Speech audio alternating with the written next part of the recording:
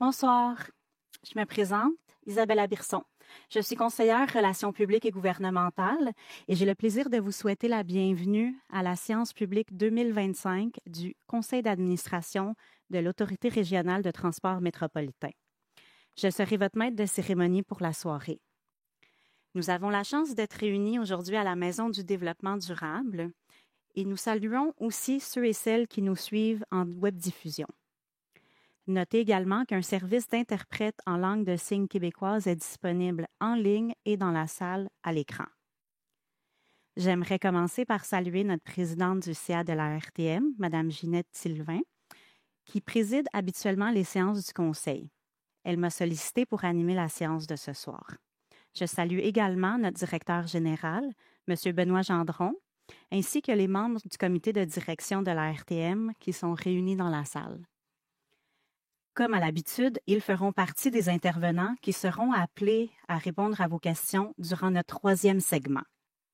J'en profite d'ailleurs pour remercier tous ceux et celles qui ont fait parvenir des questions à l'avance. Ça témoigne du fort engagement des communautés à l'égard du transport collectif de la région métropolitaine de Montréal. Avant de vous parler du déroulement de cette séance, nous allons procéder à l'appel des membres du conseil d'administration de la RTM. J'en profite pour souligner que la RTM est très fière d'avoir atteint la parité homme-femme. Je vous demanderai de réserver vos applaudissements pour la fin et je demanderai également aux membres de se lever à l'appel de leur nom. Donc, Mme Ginette Sylvain, présidente du conseil d'administration. Mme Liette Leduc, vice-présidente du conseil d'administration et avocate administratrice de société. Madame Valérie Plante, mairesse de la Ville de Montréal. Madame Catherine Fournier, mairesse de la Ville de Longueuil. Monsieur Denis Martin, maire de la Ville de Deux-Montagnes. Madame Lise Michaud, mairesse de la Ville de Mercier. Madame André Lafortune, professeure titulaire et directrice du département de sciences comptables HEC Montréal. Monsieur Nicolas Marin, vice-président Offre stratégique FX Innovation. Monsieur Jean-Pierre Réveret, professeur retraité ESG-UQAM. Monsieur Owen Alexander Rose, architecte principal Rose Architect. Excusez-moi. Monsieur Luc Gagnon, expert conseil en urbanisme et mobilité. Madame Patricia Jasmin, gestionnaire exécutive. Monsieur Guy Picard, conseiller stratégique en gestion publique. Et absent aujourd'hui, Monsieur Stéphane Boyer, maire de la Ville de Laval. Mesdames et messieurs, joignez-vous à moi pour remercier les administrateurs de leur engagement par une généreuse main d'applaudissements.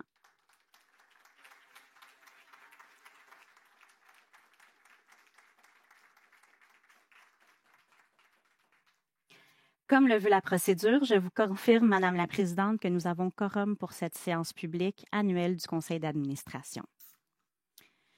Donc, maintenant, je vous parlerai brièvement du déroulement de la soirée qui est un peu différent des années précédentes, au cas où il y a des habitués dans la salle. Dans quelques instants, je céderai le micro à mon collègue Vincent Rabault, directeur Relations publiques et gouvernementales à la RTM, qui animera une conversation entre Mme Sylvain et M. Gendron. Ils aborderont les faits saillants de l'année 2024, incluant les réalisations liées au grand projet, ainsi que les priorités de la présidente pour l'année en cours.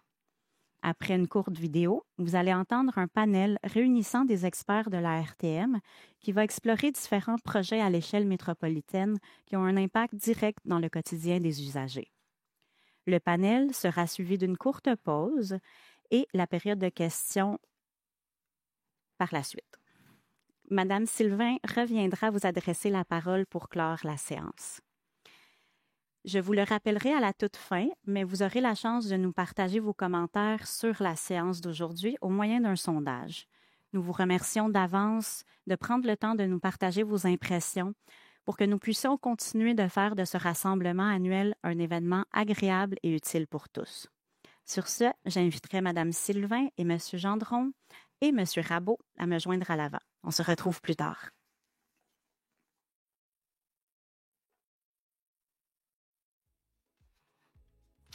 Right.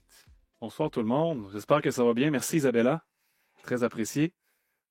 Je sais qu'il fait un petit peu chaud, là. Ça va se... Je sais que vous y pensez tous, là, secrètement, mais on travaille fort là-dessus. Ceux qui étaient présents l'année passée, ben, vous savez que c'était pire. Donc, voilà. L'important, c'est de toujours s'améliorer. On continue. C'est comme dans tout, hein? Alors, merci d'être là ce soir. Ce banc va me... Je vais finir par m'asseoir. Alors, merci d'être là. On a un super plan devant nous au cours de la prochaine heure. On va revenir avec Ginette et Benoît sur les principaux faits saillants de 2024. Puis on va également jeter un regard sur le début de l'année 2025 parce que on est déjà rendu à mi-année. Hein? Ça va vite, mais on est déjà rendu à mi-année. Alors, on a déjà des accomplissements de fait là-dessus. Donc, on a une quinzaine de minutes devant nous, ce premier panel. Vous connaissez Benoît, on vous a présenté notre petite nouvelle, Madame Sylvain, qui est arrivée il y a quelques mois déjà. Ginette, pas de regret d'ailleurs sur cette décision?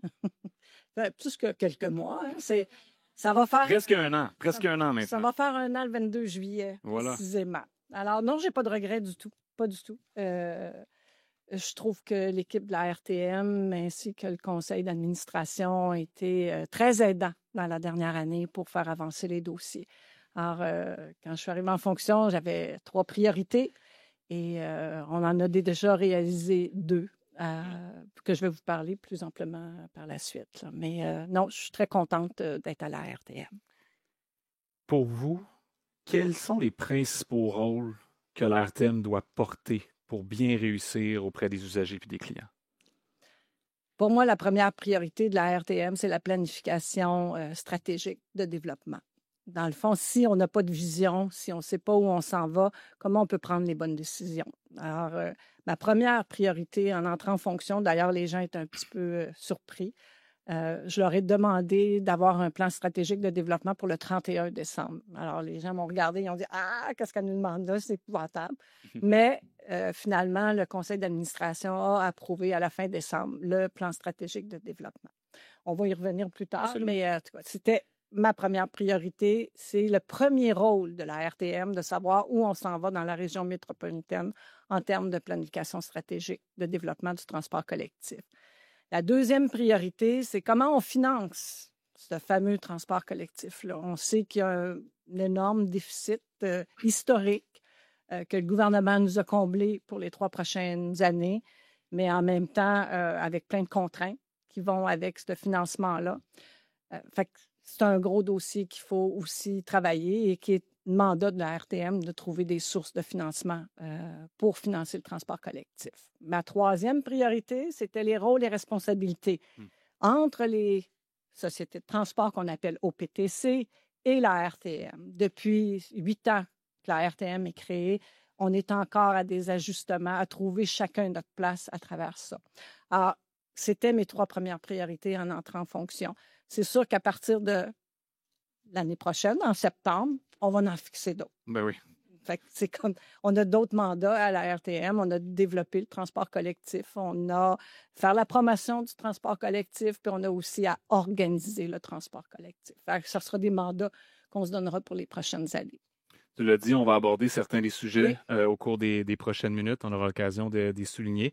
Mais bien contente de te savoir parmi nous ce soir et également à la RTM depuis ton arrivée, depuis près d'1 an, il faut bien le souligner. Merci. Benoît, avant de faire un regard sur 2024, quelques faits saillants qui sont non négligeables. Depuis la pandémie, on a pris l'habitude de faire un statut, un bilan sur le retour, l'achalandage dans le transport collectif.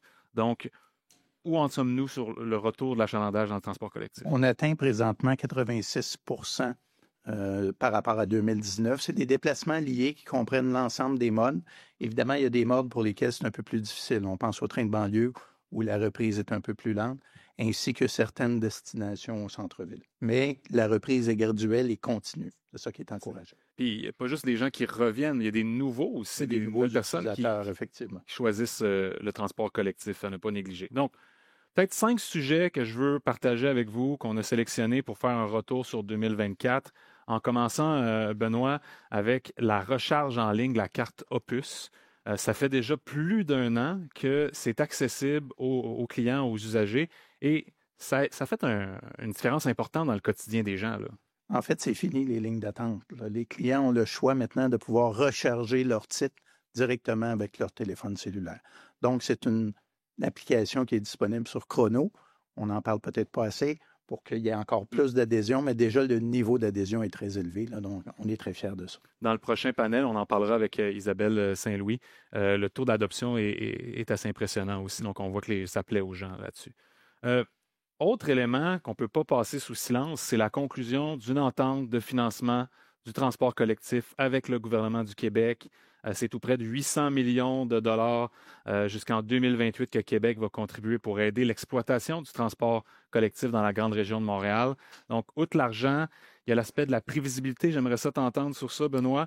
Puis aussi, le rôle que tu as joué, qu'on a joué collectivement à la RTM pour rôle de médiateur là, entre le gouvernement puis la CMM pour conclure ce pacte. En fait, l'entente là, comprend le gouvernement, mais également les membres des municipalités de la CMM, pour lequel il y a eu conclusion sur une entente de 3 ans. Donc, comme tu le dis, c'est un financement à la hauteur de presque 800 millions qui est donné par le gouvernement dans 3 volets. Là, on n'entrera pas dans les détails. Puis les contributions des municipalités sont de l'ordre de 5 pour les 3 prochaines années. Évidemment, ça donne une prévisibilité à l'ensemble des acteurs, tant les municipalités que les OPTC. Troisième élément, Ginette en parlait, de bien planifier, de se faire un guide, un plan de match pour les prochaines années au niveau de la région. Pour bien planifier les besoins futurs, souvent, il faut comprendre les habitudes de déplacement d'aujourd'hui. Et l'ARTM, en 2024, avec ses partenaires, a mené la plus vaste enquête de mobilité au Québec, qui aide beaucoup de gens dans la société civile et l'ARTM en premier. Qu'est-ce qu'on a retenu de cette enquête-là, Benoît? Essentiellement, là, évidemment, il y a eu la pandémie. Je vous l'ai dit tantôt, là, le taux de reprise est 86 %. On a perdu au niveau de la part modale du transport collectif à peu près 4 points. Qu'on a gagné, par contre, au niveau du transport actif. Fait que le total, ce qu'on appelle la part modale des transports collectifs et actifs, est demeuré stable, là, de l'ordre d'à peu près 33 %. Autre élément, ça a été de rassembler tout le monde derrière une vision commune. Parce qu'avant d'avoir un plan, c'est important de se rassembler derrière une vision. C'est également un accomplissement qui a été fait en 2024. Donc, de se poser la question, où est-ce qu'on veut ensemble, comme région métropolitaine, quel objectif on veut atteindre d'ici 2050? Où veut-on être d'ici 2050, Benoît? Bien, je viens d'en parler dans le fond, de la part modale. On veut que 50 des citoyens de la région métropolitaine utilisent les transports collectifs et actifs. Donc, on est à 33 %. C'est un défi colossal, évidemment, et on a déposé d'ailleurs un plan stratégique pour des interventions nous aidant par rapport à l'obtention de cette part modale-là. Puis évidemment, on va devoir continuer pour les prochaines années. Ginette, le PSD, on l'a effleuré, on l'a effleuré plutôt, parce que de cette vision que Benoît parle, il faut l'opérationnaliser, il faut livrer une vision, hein, c'est souvent le défi. Pourquoi tu as parlé de l'importance que tu accordais à ça, mais où est-ce qu'on en est avec ce grand jalon que tu t'es donné comme objectif? Dans le fond, le plan stratégique, c'est, comme je vous ai dit, c'est une façon de se voir où on va être dans 10 ans. Et le plan stratégique propose d'être à 37 % sur le 50 % dans les 10 prochaines années. On connaît un peu le contexte financier aussi par rapport à ça. Le PSD, à date, il a été approuvé par le conseil d'administration en décembre. Il est approuvé par le ministère des Transports. Il est approuvé par le ministère des Affaires municipales. Il nous reste une étape, c'est la CMM lundi prochain. Alors, on va pouvoir vous en parler plus amplement par la suite parce que ça prend quand même l'autorisation de la CMM pour le plan stratégique de développement. Il y a des choses très intéressantes. On veut amener de plus en plus de gens dans les transports collectifs. Alors, on aura l'occasion de vous en reparler sous peu. Mais j'ai hâte. Mais on aura un plan de match. Oui, pour les 10 prochaines années. Fois, que la région se dotera d'un plan de match. Oui. Depuis la création de la RTM, il y a eu des tentatives de plans stratégiques. Elles n'ont pas été approuvées par la partie gouvernementale. Alors, là, cette fois-ci, on a leur accord. Alors, il nous reste la CMM lundi, là, et on se croise les doigts pour que ça fonctionne. Que je vous reviendrai plus tard sur les fameuses orientations du plan stratégique. J'ai bien hâte. Donc, 5 faits saillants pour 2024. Évidemment, c'est vite dit sur tout ce qui a été fait, mais tournons-nous vers le début de l'année 2025, qui a été le fruit d'un travail important sur la politique, la nouvelle politique de financement. Ginette, c'est beaucoup de gens qui sont impliqués. Il y a eu une adoption à l'unanimité, donc on est très, très fiers de ça. Comment qu'on est arrivé à réunir ce consensus-là, cette unanimité-là au cours des derniers mois? Premièrement, il y a une très belle équipe à la RTM qui a travaillé d'arrache-pied à fournir des données pour que les gens soient au courant de ce qui se passait, quelles étaient les finances. La façon de procéder a été de nommer 2 maires par secteur. On a 5 secteurs dans la région métropolitaine. On a Montréal, Laval, Longueuil et Couronne-Sud et Couronne-Nord. Alors, il y avait 2 maires par secteur qui siégeaient sur le comité d'orientation. C'est la CMM, d'ailleurs, qui a créé ce comité-là sous ma présidence. Et les gens ont vraiment assisté aux rencontres aux 2 semaines. Alors, c'était pas évident pour Mme Plante, les membres, les élus surtout, d'être présents aux 2 semaines, mais les gens ont vraiment participé. C'est sûr que c'est une politique de financement, comme tu as dit, qui a été adoptée à l'unanimité, mais c'est une politique de compromis parce que chaque secteur a ses besoins et ses souhaits, mais les gens ont su se rallier autour d'une politique de financement pour les 3 prochaines années. Avec cette politique de financement-là est arrivé des mandats aussi pour les 3 prochaines années, c'est-à-dire de trouver des nouvelles sources de financement, d'apporter certains amendements législatifs pour faciliter la gestion de la politique de financement. Alors, puis, chacun avait des définitions, bénéficiaires-payeurs, décideurs-payeurs. On n'avait pas vraiment le temps en quelques mois de définir ces concepts-là, mais ils vont être à définir d'ici les 3 prochaines années pour adopter une nouvelle politique de financement. Mais je suis très contente, les gens ont vraiment été collaborateurs et chacun a mis de l'eau dans son vin pour arriver à un compromis et un consensus à l'unanimité. Alors, je remercie tout le monde pour les travaux. Donc, une réalisation de début 2025. Politique de financement. On n'est pas peu fiers pour celle-ci. Oui. Benoît, je me retourne vers toi. Pour revenir un peu sur 2024, tu as été au cœur, bien sûr, de toutes les opérations en titre de directeur général de la RTM. Question bien simple, qui peut être complexe à la fois, mais si tu as une grande fierté ou que tu es content, là, un petit sourire en coin en 2024, je serais curieux de connaître ta grande fierté là-dessus. Bien, disons qu'on a un vent de changement significatif à notre conseil d'administration, puis c'est tout à l'honneur de Ginette, la nouvelle présidente, qui a emmené ce changement-là, justement, d'être dans l'écoute, elle écoute les gens, elle implique les gens. Fait que c'est un vent de changement très important pour l'ensemble de l'organisation, puis je tiens à le souligner ce soir. Donc, après les fleurs... ah oui, le pot? Oui, le pot. J'ai pas de pot, là, peut-être, okay. On verra, mais ça... merci beaucoup. Merci, Benoît, pour ça. Ginette, je t'amène peut-être qu'il y a quelque chose qui est plus complexe encore. Là, on parlait de 2024 avec ton arrivée. 2025, il nous reste encore du temps. 2026, il y a des gros défis, là. On ne fera pas l'énumération au complet, mais s'il y a un grand défi pour toi sur lequel il faut qu'on le relève tous ensemble, ce serait lequel? C'est le plan stratégique de développement. Dans le fond, on s'est donné des cibles pour les 10 prochaines années, mais on a beaucoup de travail à faire d'ici les 5 prochaines années pour mettre dans le fond, je ne peux pas dévoiler le plan, mais on veut avoir de plus en plus d'usagers.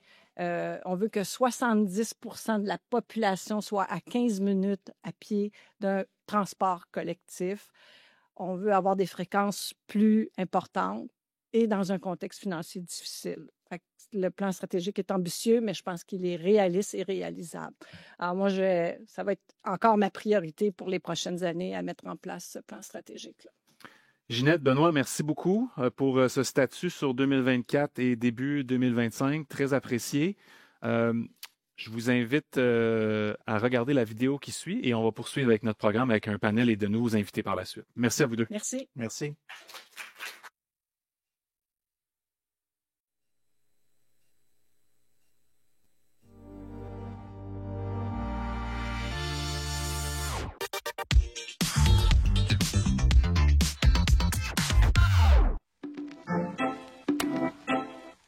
Pour faciliter la vie des usagers du transport collectif, on améliore, on allège, on simplifie la billettique. Vous allez me dire, c'est quoi la billettique? La billettique, c'est la billetterie, les validas, les distributrices de titres, la carte opus, les tourniquets, tout ce qui fait qu'on est capable de rentrer dans le mode de transport collectif qu'on a choisi. C'est ça, la billettique. Là, je dis on améliore. Évidemment que le on, c'est pas moi. OK? Non. C'est l'ARTM et ses partenaires. Donc, EXO, RTL, STL, STM et la Ville de Montréal. Et là, pour comprendre d'où on part, où on s'en va, moi, j'ai eu la chance de parler avec des experts qui sont sur le cas. C'est un vaste chantier, faire tout ça. Je t'invite à me suivre. On s'en parle.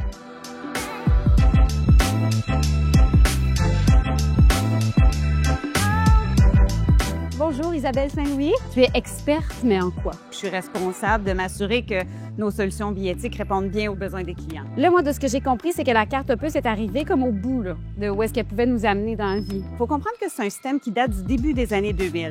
Puis à l'époque, rappelons-nous, on avait des petits billets papier, puis c'était comme une révolution de passer vers une carte opus plus intelligente. Cependant, de nos jours, le fait que tout soit encrypté directement sur la carte, ça nous limite beaucoup dans les évolutions qu'on peut faire. Ce serait pas quelque chose que tu préfères juste changer une nouvelle carte opus plus optimale? C'est un peu plus complexe que ça. L'idée, ce serait de passer d'un système où tout est stocké directement sur la carte à un système où l'info serait dans un compte client. Ça donnerait énormément de flexibilité à la clientèle. Tu pourrais choisir d'utiliser, par exemple, une carte bancaire, son cellulaire ou même sa montre intelligente. Fait que fini le stress d'oublier ta carte le matin ou devoir avoir plusieurs cartes pour traverser des zones, par exemple. Ouais.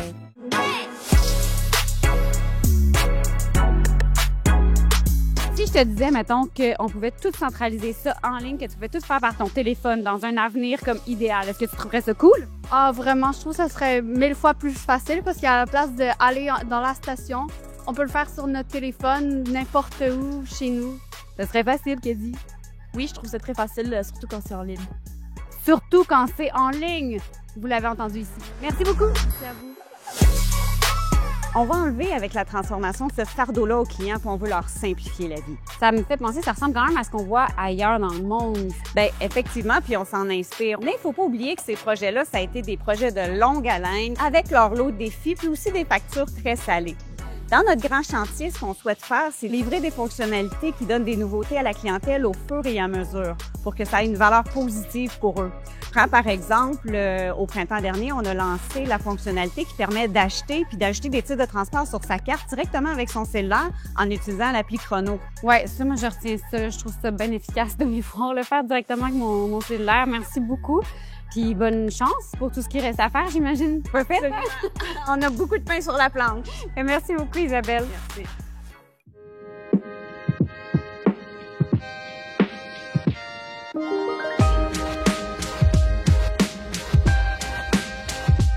Arrivé dans le 21e siècle, dans ce chantier-là, c'est vraiment beaucoup de jobs.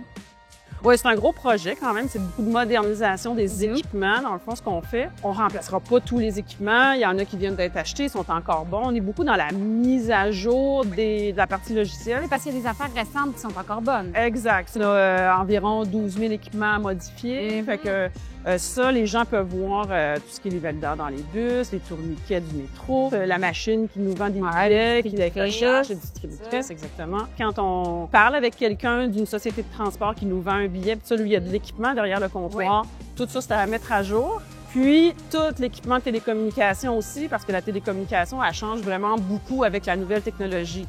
Fait que c'est pas juste la carte opus comme telle là, qui est poussiéreuse et qu'il faut améliorer. C'est pas mal tout. Exact. C'est tout. Puis en même temps, la carte opus, on va l'utiliser encore. Donc, il faut que le système soit capable de recevoir l'ancienne et la nouvelle technologie. Fait que ça amène un certain défi. Tout ça quand même aussi pendant que le système continue de servir. Ben oui, on veut pas arrêter le service en faisant ça. Ben ça va s'étaler sur plusieurs mois. On a commencé à débroussailler ce que c'était ce vaste chantier de transformation de la billettique. Mais si vous êtes comme moi, vous avez sûrement plus de questions. Ça tombe bien parce que c'est pas fini.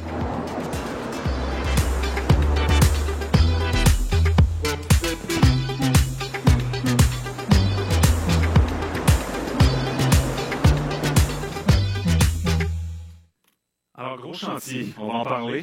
Il y a beaucoup de travail qui a été fait. Il y en a encore beaucoup qui s'en viennent encore. Vous avez reconnu Isabelle Saint-Louis qui était dans la vidéo aussi. Isabelle, directrice expérience client à la RTM. Je reviens à toi bientôt. Le temps de vous présenter mes deux autres acolytes. Anthony Dalba, qui est également directeur de projet REM à la RTM. Salut Anthony, merci d'être là. Bonsoir. Et Marc Dionne, directeur de projet structurant de l'Est, le PSE. Donc, c'est les trois groupes. Il y a beaucoup d'autres projets, mais c'est les trois qu'on a décidé de faire un petit focus au cours des prochaines minutes pour des raisons évidentes. Là. On commence avec peut-être Concerto, je dis Concerto, mais ça, c'est le nom de projet, là, mais la biétique que Isabelle a pu entretenir dans la vidéo. Donc, Isabelle, je commence par toi. Je vais venir à Marc et Anthony sur les deux projets dont ils sont responsables par la suite. Isabelle, là, on peut faire la recharge Opus. On peut faire la recharge en ligne. Benoît en a parlé tantôt. Ça marche. Le taux d'adoption est bon quand même. Hein? C'est extraordinaire. La population attendait ça depuis longtemps. Là, ça leur donne une immense flexibilité. Puis, tu sais, je mentionne notamment les parents qui peuvent charger les cartes de leurs enfants. Alors, ce qu'on observe aujourd'hui, là, on est à près d'une transaction sur deux. La moitié des transactions, des achats qui sont faits sur la carte Opus sont faits via l'application Chrono. Donc, c'est vraiment... c'est 5 millions de transactions qui ont été réalisées depuis le début, en fait, plus de 5 millions. Alors, et ce qui est intéressant, c'est que la population est très satisfaite. On a fait un sondage, puis le taux de satisfaction s'élève à 88 % des clients qui se disent très satisfaits. Donc, c'est facile. Je ne sais pas si, j'espère qu'il y a des gens dans la salle qui l'ont essayé, mais c'est facile, c'est user-friendly, si vous me permettez l'expression. Alors, ça a vraiment changé la vie des clients. Là, Isabelle, dans les prochaines semaines, les usagers c'est la prochaine étape. Ça, c'est un jalon très important qu'on a vécu en 2024. Mais les usagers vont progressivement, on reviendra sur le mot, c'est important, ils vont pouvoir progressivement commencer à utiliser leur téléphone cellulaire pour valider leur passage aussi. Peux-tu nous guider dans les prochaines étapes de ce projet-là, concret pour le monde, comment ils vont pouvoir en bénéficier? Concret. Alors, évidemment, charger sa carte Opus avec son téléphone, c'est extraordinaire. La prochaine étape, les gens veulent utiliser leur téléphone pour acheter et valider des titres de transport. Donc, dès les prochaines semaines, on amorce une première série de tests, d'abord avec des employés qui font partie du projet. On va y aller vraiment de manière progressive, mais très rapidement, au cours de l'été, on inclut des échantillons de clients avec des profils particuliers pour y aller petit à petit. Donc, on teste la fonctionnalité tout l'été pour un déploiement plus grand public, je vous dirais peut-être au milieu de l'automne. On ne veut pas s'engager sur une date parce que l'important, c'est de le faire étape par étape puis de pouvoir corriger, avoir un retour de la clientèle au fur et à mesure pour pouvoir apporter des améliorations et s'assurer que ça va fonctionner quand on va le lancer pour tout le monde. Des fois, il y a des écoles de pensée dans la gestion de projet. Là, je ne suis pas un grand expert là-dedans, je vais vous laisser ça à vous trois. Mais il y a des réflexions qui sont tout à fait louables. C'est pourquoi on n'attend pas que tout soit fait, tout soit parfait, puis quand ça va être réglé, on lance le produit. Pourquoi on y va progressivement? Je pense qu'on comprend qu'il y a vraiment des risques. Puis le meilleur test, c'est le test terrain avec des vraies personnes. Mais évidemment, si on y va trop gros, trop vite, ça ne nous permet pas de nous acheter. C'est vraiment la philosophie aussi du mode agile dans lequel on travaille pour ce projet-là. Donc, d'avoir des petites livraisons plus rapides pour donner de la valeur aux clients au fur et à mesure, mais pas faire un gros Big Bang qui, si jamais il y a des pépins, les impacts sont plus grands puis c'est plus difficile à corriger. Donc, la carte virtuelle au cours des prochains mois. Oui. Après, ce sera l'utilisation des cartes bancaires. Ça, c'est la prochaine étape par la suite. Oui. Pourquoi on a commencé par la carte virtuelle? Pourquoi on n'a pas commencé par la carte bancaire? Je l'entends souvent cette question-là aussi. Il y a une stratégie puis une raison derrière ça. Oui, la raison est quand même assez simple. L'utilisation de Chrono pour charger la carte Opus et le fait d'utiliser son téléphone prochainement, ça s'appuie quand même encore sur la technologie Opus actuelle. Donc, on est encore sur notre bon vieux système Opus qui commence à se faire vieillissant, mais nous rend quand même encore de fiers services. On s'apprête à clore un appel d'offres pour une nouvelle solution billettique qui, elle, sera basée sur un compte, comme on en parlait dans la vidéo. Et c'est grâce à cette nouvelle solution billettique modernisée qu'on pourra implanter les éléments logiciels qui vont nous permettre de lire des cartes de crédit ou des cartes débit, donc des cartes bancaires. Et ce sera la première étape de déploiement lorsqu'on aura commencé à travailler avec un nouveau fournisseur. Puis la carte bancaire, souvent, c'est beaucoup une utilisation qui est moins quotidienne, qui est moins... c'est plus touristique en général aussi, si je ne me trompe pas, dans les études qui ont été faites. Ça pourra servir à différents usages. Évidemment que le client spontané qui sort sa carte de crédit, qui n'a pas besoin de se badrer, de comprendre la tarification, les ondes, tout le tralala, ça va être un usage. Mais à terme, quand on aura une billettique basée sur un compte, une personne pourrait avoir un compte puis être un client régulier, mais choisir d'utiliser différents médiums. Un médium pourrait être une carte opus 2.0 qui reste à déterminer, comme ça pourrait être une montre, un téléphone ou une carte de crédit, mais auquel on a rattaché un compte puis qu'on cumule les transactions puis on est capable d'offrir une tarification en conséquence. Merci beaucoup, Isabelle. Plaisir. Énormément de travail, je sais, toute l'équipe, parce que c'est pas juste la RTM qui est dans ce projet-là. Absolument pas. Je pense que tous les partenaires au PTC sont dedans. Je sais pas si c'est énorme les gens qui sont touchés par ce projet-là, mais à terme, les bienfaits pour les usagers, je pense, vont être géniaux, je pense, dans le quotidien. Puis on est tous très enthousiastes par rapport à ça. Merci Isabelle pour ça. Mm-hmm.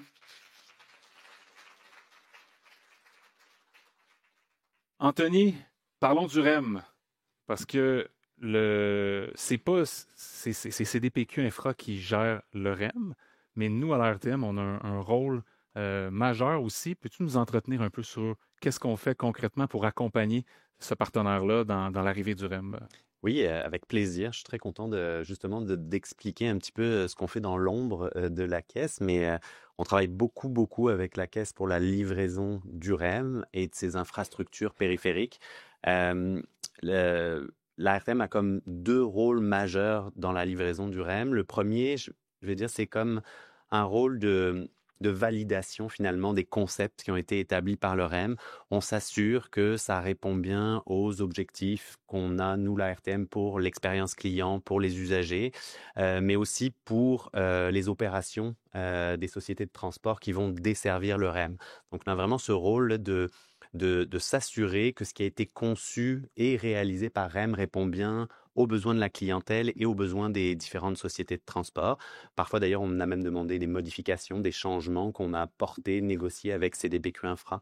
Donc ça, c'est ce premier rôle. Et puis, le deuxième rôle qu'on a joué, c'est qu'on a carrément mené des projets, nous-mêmes, la RTM, connexes au REM.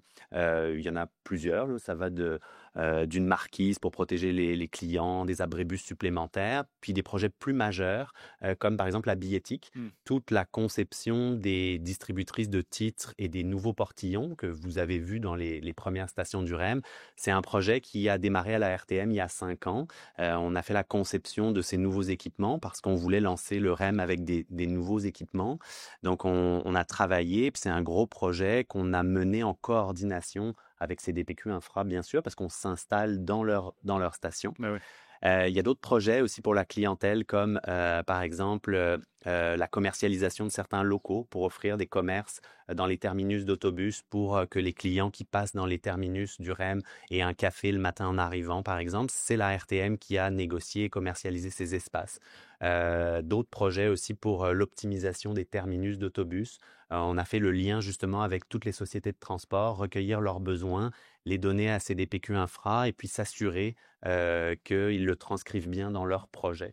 Donc, c'est vraiment une collaboration très, très fine. Certains jours, je disais mes collègues, c'est presque plus les gens de CDPQ Infra que les gens de la RTM parce que ça fait 5-6 ans qu'on travaille avec eux pour s'assurer que le REM qui sera livré, c'est oui le projet de la Caisse, mais en intégrant tous les besoins que la RTM et les sociétés de transport ont identifiés. On a vraiment joué le rôle d'intégrateur. Ouais, c'est bien que tu le soulignes parce que dans l'actualité encore récemment, on s'attend, on a hâte d'avoir une date pour la Caisse. Ça, c'est la question que je voulais te poser. As-tu hâte d'avoir une date de la part de la Caisse pour savoir l'antenne nord, l'antenne ouest? Je pense à M. Martin qui est là. C'est parce, on le fait à la blague, mais c'est parce que c'est quelque chose qui est important parce que c'est comme l'œuf ou la poule. Il y a des choses qui doivent rentrer on attend après souvent ça pour pouvoir mettre en place plusieurs projets que tu viens d'énumérer. Oui, tout à fait. On a hâte pour nos usagers aussi. Là, on a hâte pour eux aussi qu'ils aient un objectif là, avec une date d'ouverture.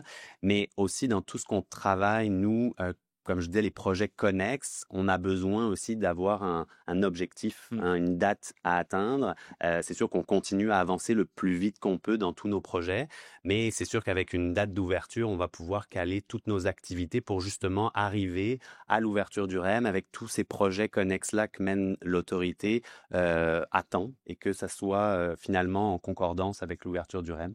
Puis dis-moi, pour réaliser tout ça, c'est quoi ton principal défi? Parce que ça se fait pas en criant ciseaux, là, tout ça. Là.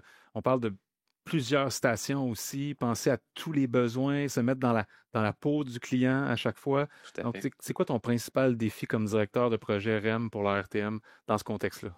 Ben, je dirais deux défis majeurs. C'est vraiment la coordination avec toutes les sociétés de transport. Ça se passe très bien, mais c'est un défi en soi de se coordonner avec 4 OPTC, la caisse, leurs différents fournisseurs. C'est vraiment un gros travail de coordination au quotidien, des tests terrain. On emmène les sociétés de transport avec des bus à vide, des bus de transport, des autobus pour le transport adapté à tester toutes les infrastructures du REM. Donc, c'est une grosse coordination terrain à faire avec les sociétés de transport. Puis l'autre grand défi, c'est l'échéancier justement du REM. Au début du projet, c'était l'échéancier assez rapide de réalisation du REM. Il a fallu s'arrimer finalement à cet échéancier qui était très, très agressif dès le début.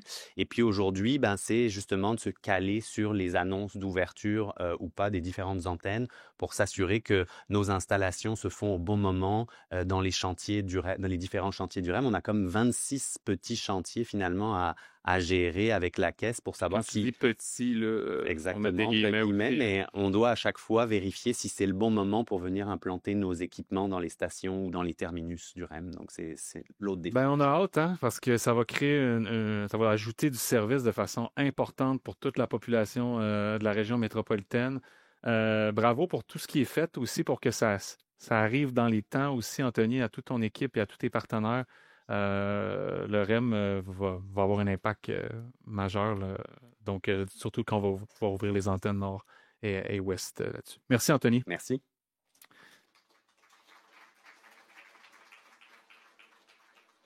On s'en va vers l'est un peu avec Marc Dionne, directeur projet à la RTM pour le projet structurant de l'Est. Marc, je prends juste une parenthèse pour dire que c'est pas ton premier barbecue, je pense, comme directeur de projet. Plus près de chez nous, tu as été derrière le SRB P9, mais aussi tu as été à l'international avant aussi. Je dis ça parce qu'on est très fiers de l'avoir avec nous, c'est simplement pour ça. Mais tu as quand même été à l'étranger puis sur des gros projets d'infrastructure aussi. Oui, en fait, j'ai un peu plus d'une quarantaine d'années de projets derrière la cravate, dans toutes sortes de rôles, mais toujours dans des projets d'infrastructure, des petits, des moyens, des gros et même des très, très gros. J'ai passé, comme tu le soulignes, une douzaine d'années à l'étranger, en Asie du Sud-Est et en Afrique du Nord. Et depuis 2015, je suis de retour à Montréal. Lorsque le projet SRB P9 a été autorisé pour la réalisation, j'ai pris en charge l'équipe mandatée pour sa mise en service prévue en 2022. Donc, c'est ce qu'on a fait. Et depuis cette date-là, je suis affecté au projet PSE en espérant que tout se passe bien. On est bien content d'ailleurs de t'avoir avec nous là-dessus. Parlons-en. Le projet structurant de l'Est, pourquoi on a besoin d'un projet structurant dans l'Est? Pourquoi collectivement la région travaille à développer ce projet-là?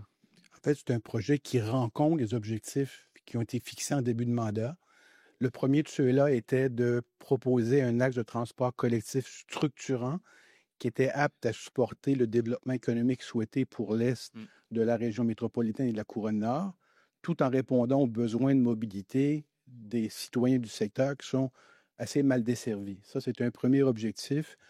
Un deuxième était de faire en sorte que le projet soit attractif. Donc, nos analyses indiquent qu'à la mise en service, on sera en mesure d'atteindre un achalandage à hauteur d'environ 100 000 usagers par jour, donc 30 000 usagers en pointe du matin. On parlait de transfert modal tout à l'heure, donc 22 de transfert modal, ce qui est majeur sur un projet de transport collectif. Un troisième objectif était qu'il soit performant. Donc, on a indiqué dans le rapport qu'on a rendu public en mai dernier les gains de temps qui étaient estimés pour les gens qui laisseraient tomber la voiture pour utiliser davantage le transport collectif.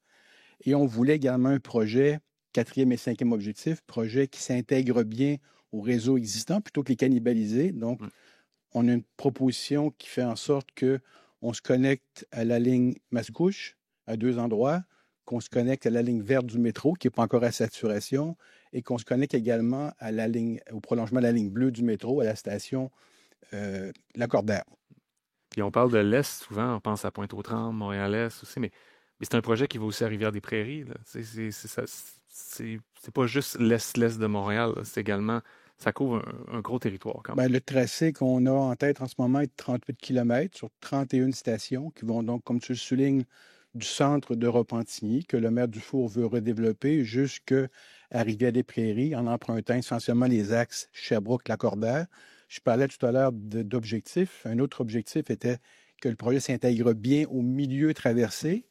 Donc, on pense avoir réussi ce défi-là également. Même en bonus, là, le projet offre une opportunité de revoir complètement le partage de la chaussée en offrant davantage d'espace pour le transport actif et davantage d'espace pour la végétalisation. Il y a eu des discussions, je vais faire mon préambule en disant que prenons pour acquis que nous sommes dans un monde imparfait, là, en général. Il y a quand même eu des questions sur pourquoi un tramway, pourquoi pas un autre mode. Quelle est ton opinion sur le sujet là, comme en étant à la tête de ce projet-là? Bien, ce qui définit le mode à privilégier, c'est l'achalandage anticipé. Alors, on a fait nos analyses d'achalandage sur la base de données qu'on avait, du tracé qu'on avait choisi.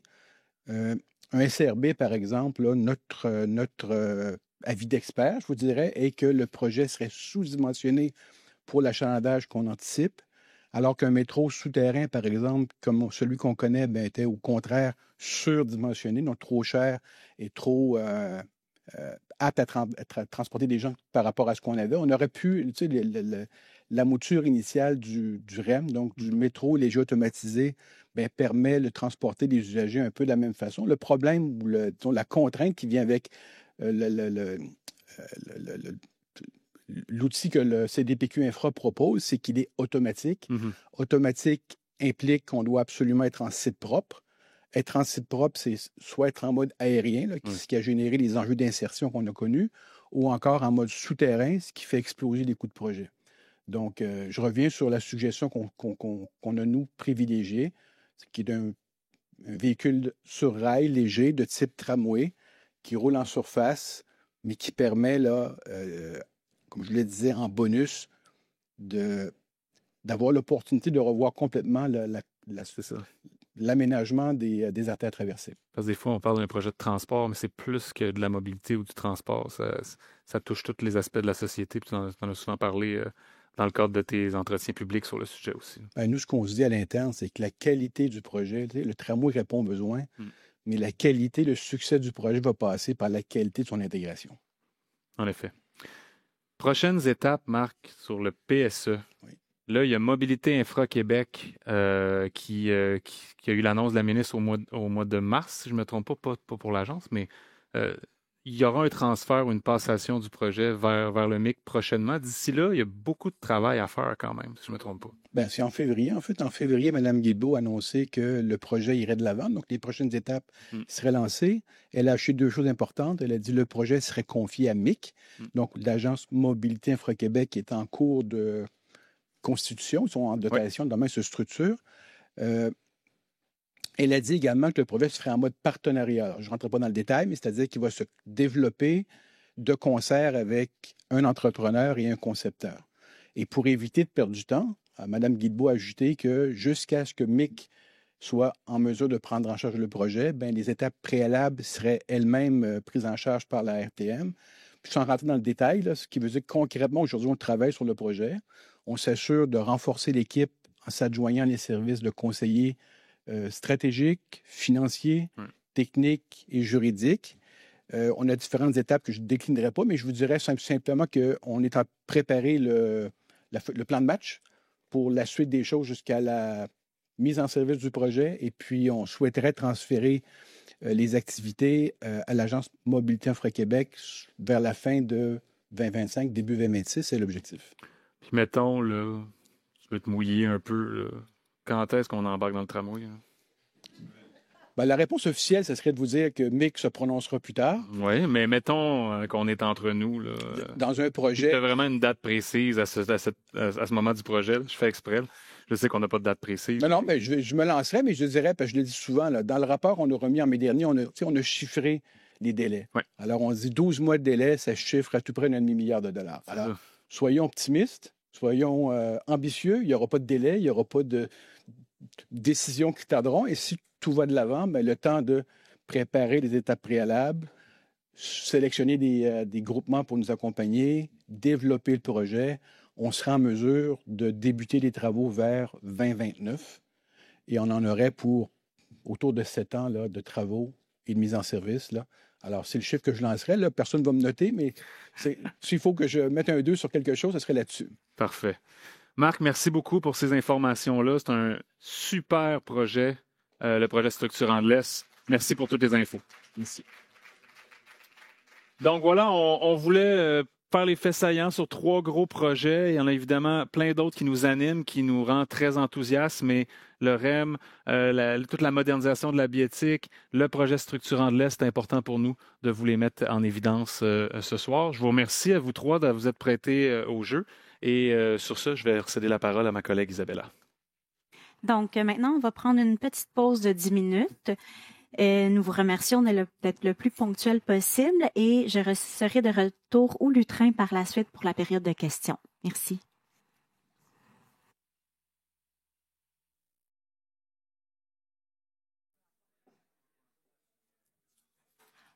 On vous demanderait de prendre place, s'il vous plaît, pour la prochaine portion de la soirée qui va débuter sous peu.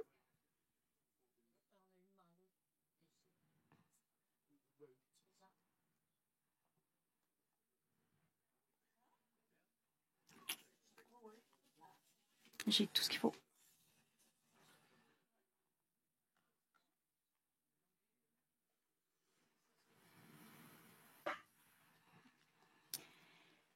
Donc, on va débuter la période de questions citoyennes. Cette période est prévue pour une durée maximale de 60 minutes.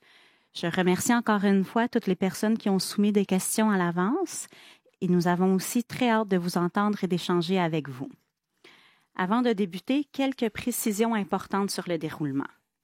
Donc, seules les questions inscrites en ligne ou soumises sur place avant le début de la séance pourront être posées.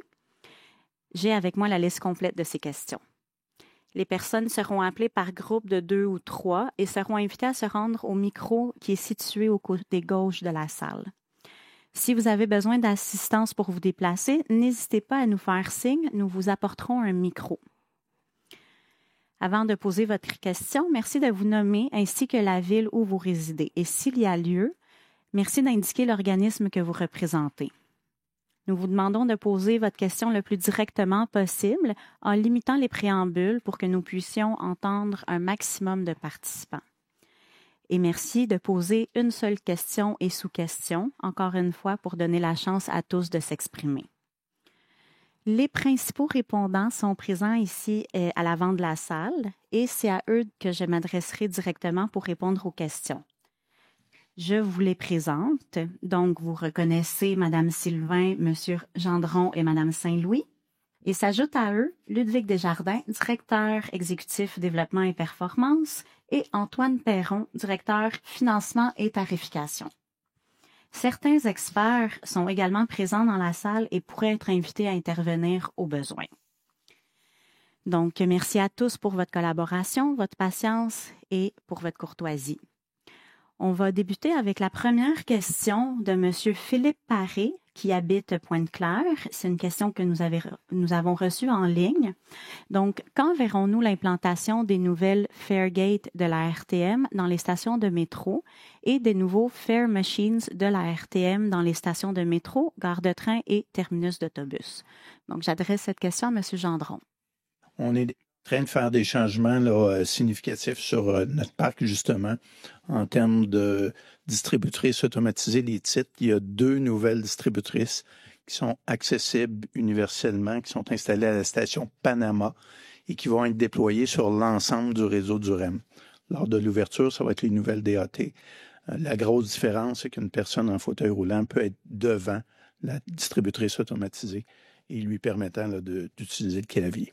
Vous avez sans doute remarqué également tous les changements qu'on fait au niveau des équipements, que ce soit dans les autobus ou sur les tourniquets qu'il y a à la fois au REM et dans le métro. Il y a des petits lecteurs maintenant différents qui vont permettre tantôt justement de valider, soit avec un téléphone, une carte bancaire, une carte de crédit. Donc, ces installations-là sont déjà en cours et vont se compléter dans les prochaines années. Merci. La prochaine question est de M. Michel Lompré-Boisvert, qui est dans la salle. Je vous invite à prendre le micro. Merci. Je suis un citoyen de Varennes qui profite depuis maintenant la 3e et heureuse année de la navette fluviale. La ligne qui était originalement de Pointe-aux-Trembles au Vieux-Port était très appréciée des résidents de Pointe-aux-Trembles. Puis elle est maintenant de ceux de Varennes, sauf que il s'agissait d'un projet pilote de 3 ans, dont 2025 est la 3e année. On aimerait connaître quels sont les plans pour pérenniser ce lien-là que les citoyens des 2 destinations et des autres navettes fluviales semblent apprécier. Donc, excusez-moi, j'envoie cette question à Ludwig Desjardins. Oui, ben en fait, peut-être pour faire un peu l'historique, le projet de navette fluviale, en fait, c'est un projet qui était d'abord qui a été établi en pilote. On a reconduit annuellement toujours le service. On l'a développé, là, comme vous l'avez dit, avec des liaisons comme celle de Varennes. C'est toujours un projet qui est en mode pilote et qu'on a à confirmer à chaque année, en grande partie parce que c'est lié à un financement, dans le fond, du gouvernement qui vient financer en grande partie le service, mais qui est toujours pas périn dans le temps. Donc, on peut pas encore avoir une prévisibilité sur plusieurs années sur le financement de ce service-là. Ce qu'on sait, c'est qu'il y a une popularité qui est croissante, là. Il y a également beaucoup de gens qui apprécient le service. Donc, on a eu des achalandages qui ont augmenté d'année après année. Donc, on sait que c'est un projet qui plaît, on sait que c'est un projet qui a un certain potentiel pour certaines liaisons, mais on espère en fait que son financement pourrait éventuellement être permanent puis qu'on va pouvoir confirmer quelque chose à cet égard-là. Merci. Les autres liens qui sont en lien avec les travaux du tunnel, dont la navette fluviale fait partie, mais des autobus, quelles seront ces connexions-là une fois les travaux du tunnel terminés? Oui, en fait, il y a des analyses qu'il y a à faire. On a mis en place vous parlez des services d'autobus là, qui sont offerts entre la Rive-Sud, tout à fait. Nous, au terme du chantier, c'est sûr qu'on va regarder un bilan là, de tout ce qui a été fait au niveau de la popularité, au niveau des liaisons. Puis on aura à faire des recommandations à cet égard-là. Il y a un financement qui est associé au projet, mais on va en faire l'analyse également. Ouais. Merci. Merci. La prochaine question on a reçu de Mme Danielle Ouimet de Montréal-Nord. C'est une question en ligne. Donc, pourquoi n'y a-t-il pas de navette comme sur la rue Saint-Hubert lors de la fermeture de la rue Mont-Royal? Il est dommage de devoir marcher autant pour atteindre la 97. C'est encore une fois une question pour M. Desjardins. Oui, en fait, Mme Ouimet fait sûrement référence à une navette autonome là, qui avait été mise en place sur la Plaza Saint-Hubert. Dans le cas de Mont-Royal, en fait, habituellement, quand il y a des artères comme ça qui sont piétonnes pour l'été, les lignes d'autobus sont reconduites ou déviées vers des rues limitrophes. Dans le cas de Mont-Royal, c'est plus difficile parce qu'au niveau des accès ouest, il n'y en a pas beaucoup. Le plus proche qui pourrait être intéressant, c'est Saint-Joseph. Pour les navettes autonomes, c'est pas nécessairement quelque chose qui est couvert par le transport collectif, là, ni dans nos responsabilités, ni celles de la STM. Habituellement, c'est des initiatives commerciales. Fait que j'encouragerais Mme Ouimet peut-être à s'adresser à la Société de développement commercial Mont-Royal là, pour voir si c'est quelque chose qui pourrait être intéressant là, pour le futur. Merci.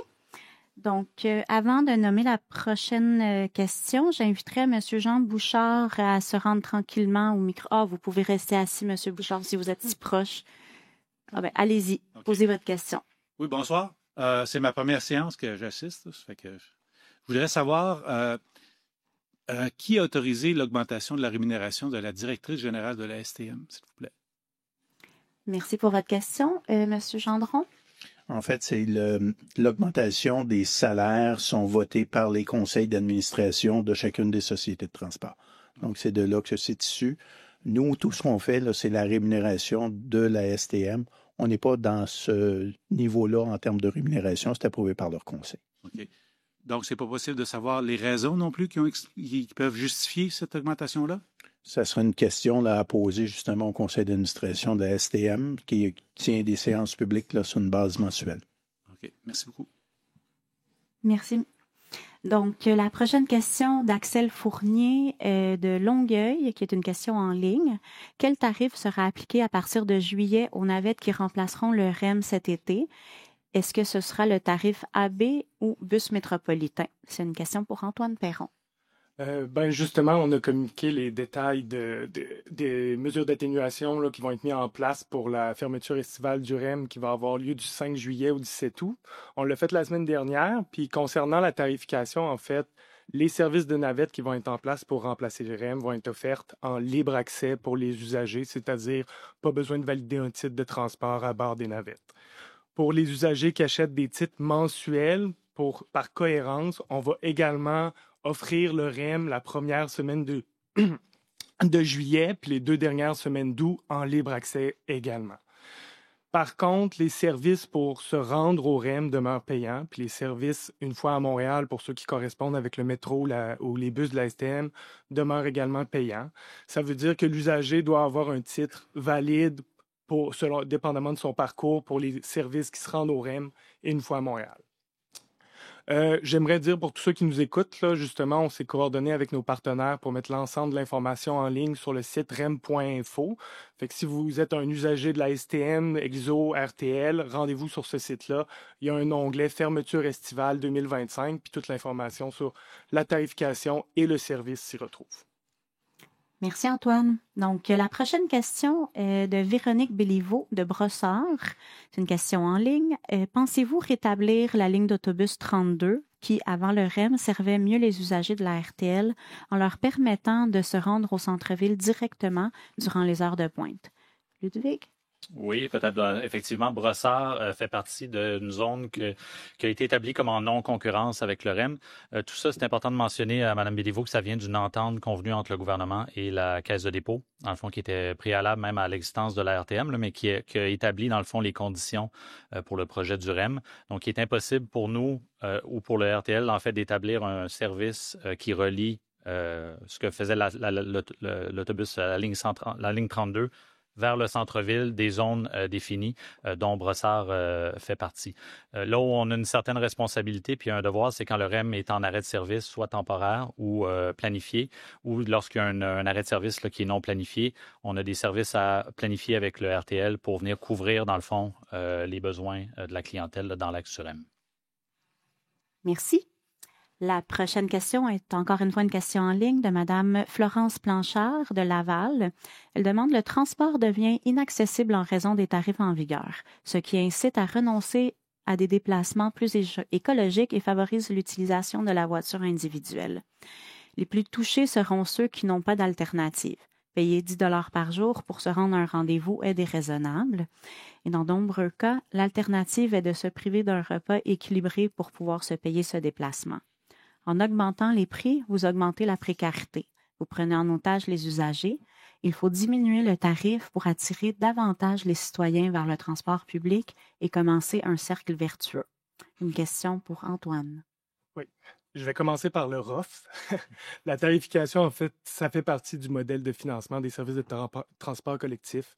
On ne peut pas s'en passer. Selon justement la nouvelle politique de financement qu'on a adoptée, on vise que les recettes des usagers financent 31 % de nos dépenses d'exploitation. Maintenant, la RTM reste vraiment sensible à l'accessibilité au transport collectif, puis il y a quand même plusieurs gestes qu'on a posés depuis notre création pour améliorer cette accessibilité-là au travers de la tarification. Notamment avec la refonte, on a instauré la gratuité pour les enfants de 6 à 11 ans sur tous nos services en tout temps. Également, on a harmonisé les rabais offerts aux étudiants à 40 % alors qu'ils étaient de 20 % dans certains services là, avant la refonte. Et également, au niveau des indexations tarifaires, là, depuis le début de la création de la RTM, on parle d'une indexation cumulée de 15 % alors que l'inflation a été de 25 %. Donc, on reste quand même là, dans un maintien de l'accessibilité de nos services au travers de la tarification avec ces actions-là. De plus, il y avait des chantiers qui avaient été démarrés pour évaluer la tarification sociale avec la refonte tarifaire. On avait fait des travaux en 2020 qui ont dû être suspendus à cause du contexte financier, puis parce qu'on veut inclure dans la discussion les paliers de gouvernement supérieur. Maintenant qu'on a un cadre financier prévisible pour les prochaines années, on prévoit justement relancer les discussions puis les chantiers sur la tarification sociale dans les prochains mois. Merci. La prochaine question de M. Sylvain Chouinard, qui est présent.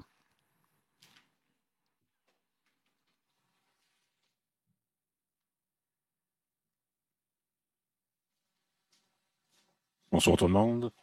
Je me présente, Sylvain Chouinard. Je suis né à Montréal, j'ai grandi à Montréal, j'habite à Montréal et je travaille à Montréal. Je suis chauffeur d'autobus à la STM depuis 18 ans maintenant. Et j'ai l'honneur en plus d'être le directeur syndical du centre de transport Anjou depuis 2 ans, où je représente 537 chauffeurs. Ma question est personnelle, mais je suis certain que mes 4596 collègues seraient d'accord avec moi. J'ai beaucoup aimé l'introduction de M. Rabot au début. J'espère que je prononce votre nom comme il faut. Lorsqu'il mentionnait qu'il y avait des usagers et des clients. Parce que des usagers, on en a beaucoup.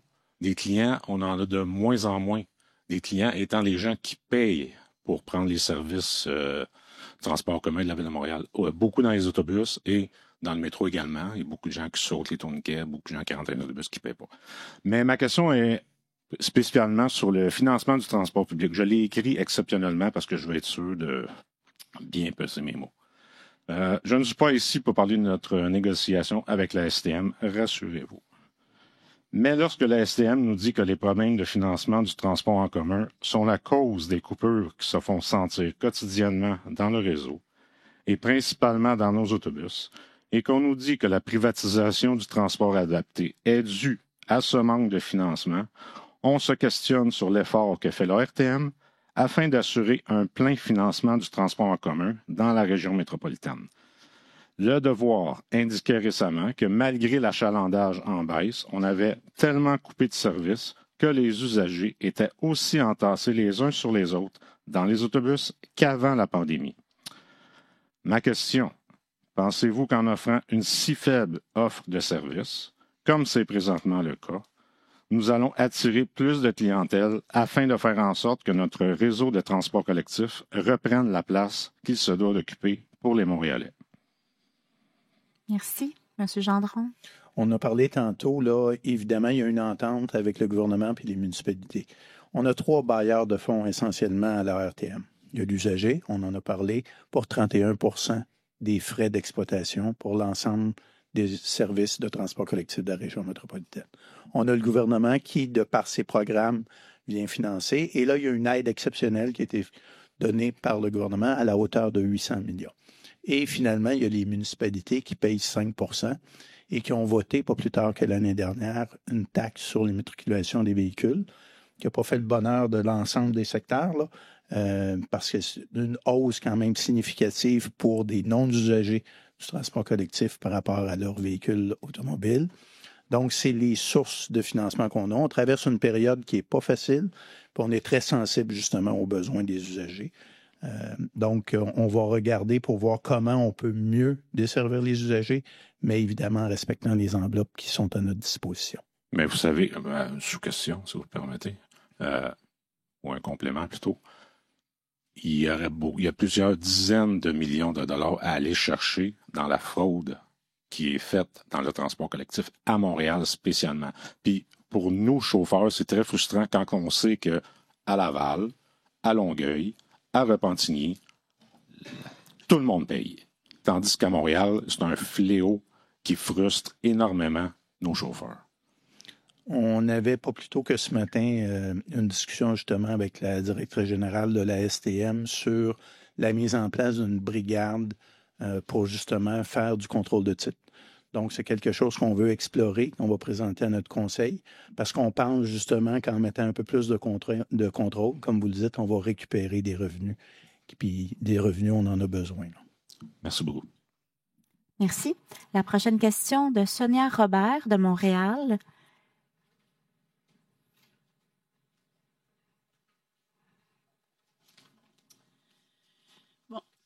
Bonjour, Sonia Robert. Je me permets de vous poser une question pour les conditions de travail des chauffeurs d'autobus de la Ville de Montréal, donc de la STM. Pourquoi? Parce que je suis une citoyenne, une usagère et une chauffeur d'autobus. Ma question serait, pourquoi la RTM ne prévoit pas de toilettes et de locaux de repos pour les chauffeurs d'autobus? Moi, j'ai de la difficulté à concevoir qu'on peut penser fabriquer des locaux où il va y avoir des employés, mais qu'on laisse des individus dans aucune dignité, aucune santé, aucune sécurité. On mange pendant 2 heures dehors à -20 et au REM, à l'île des Sœurs, on va faire pipi dans une chiotte dehors, pas chauffée à -20 l'hiver. Hello! Je comprends, j'entends parler là, des usagers puis des clients, puis c'est important, mais ayons des employés fiers, heureux de travailler là, respectés. Et mon Dieu, on va respecter les clients comme ça, ça va pas de bon sens. Ça, c'était ma première question. J'ai une petite sous-question. Merci, Madame Robert. Donc, pour Anthony Dalba.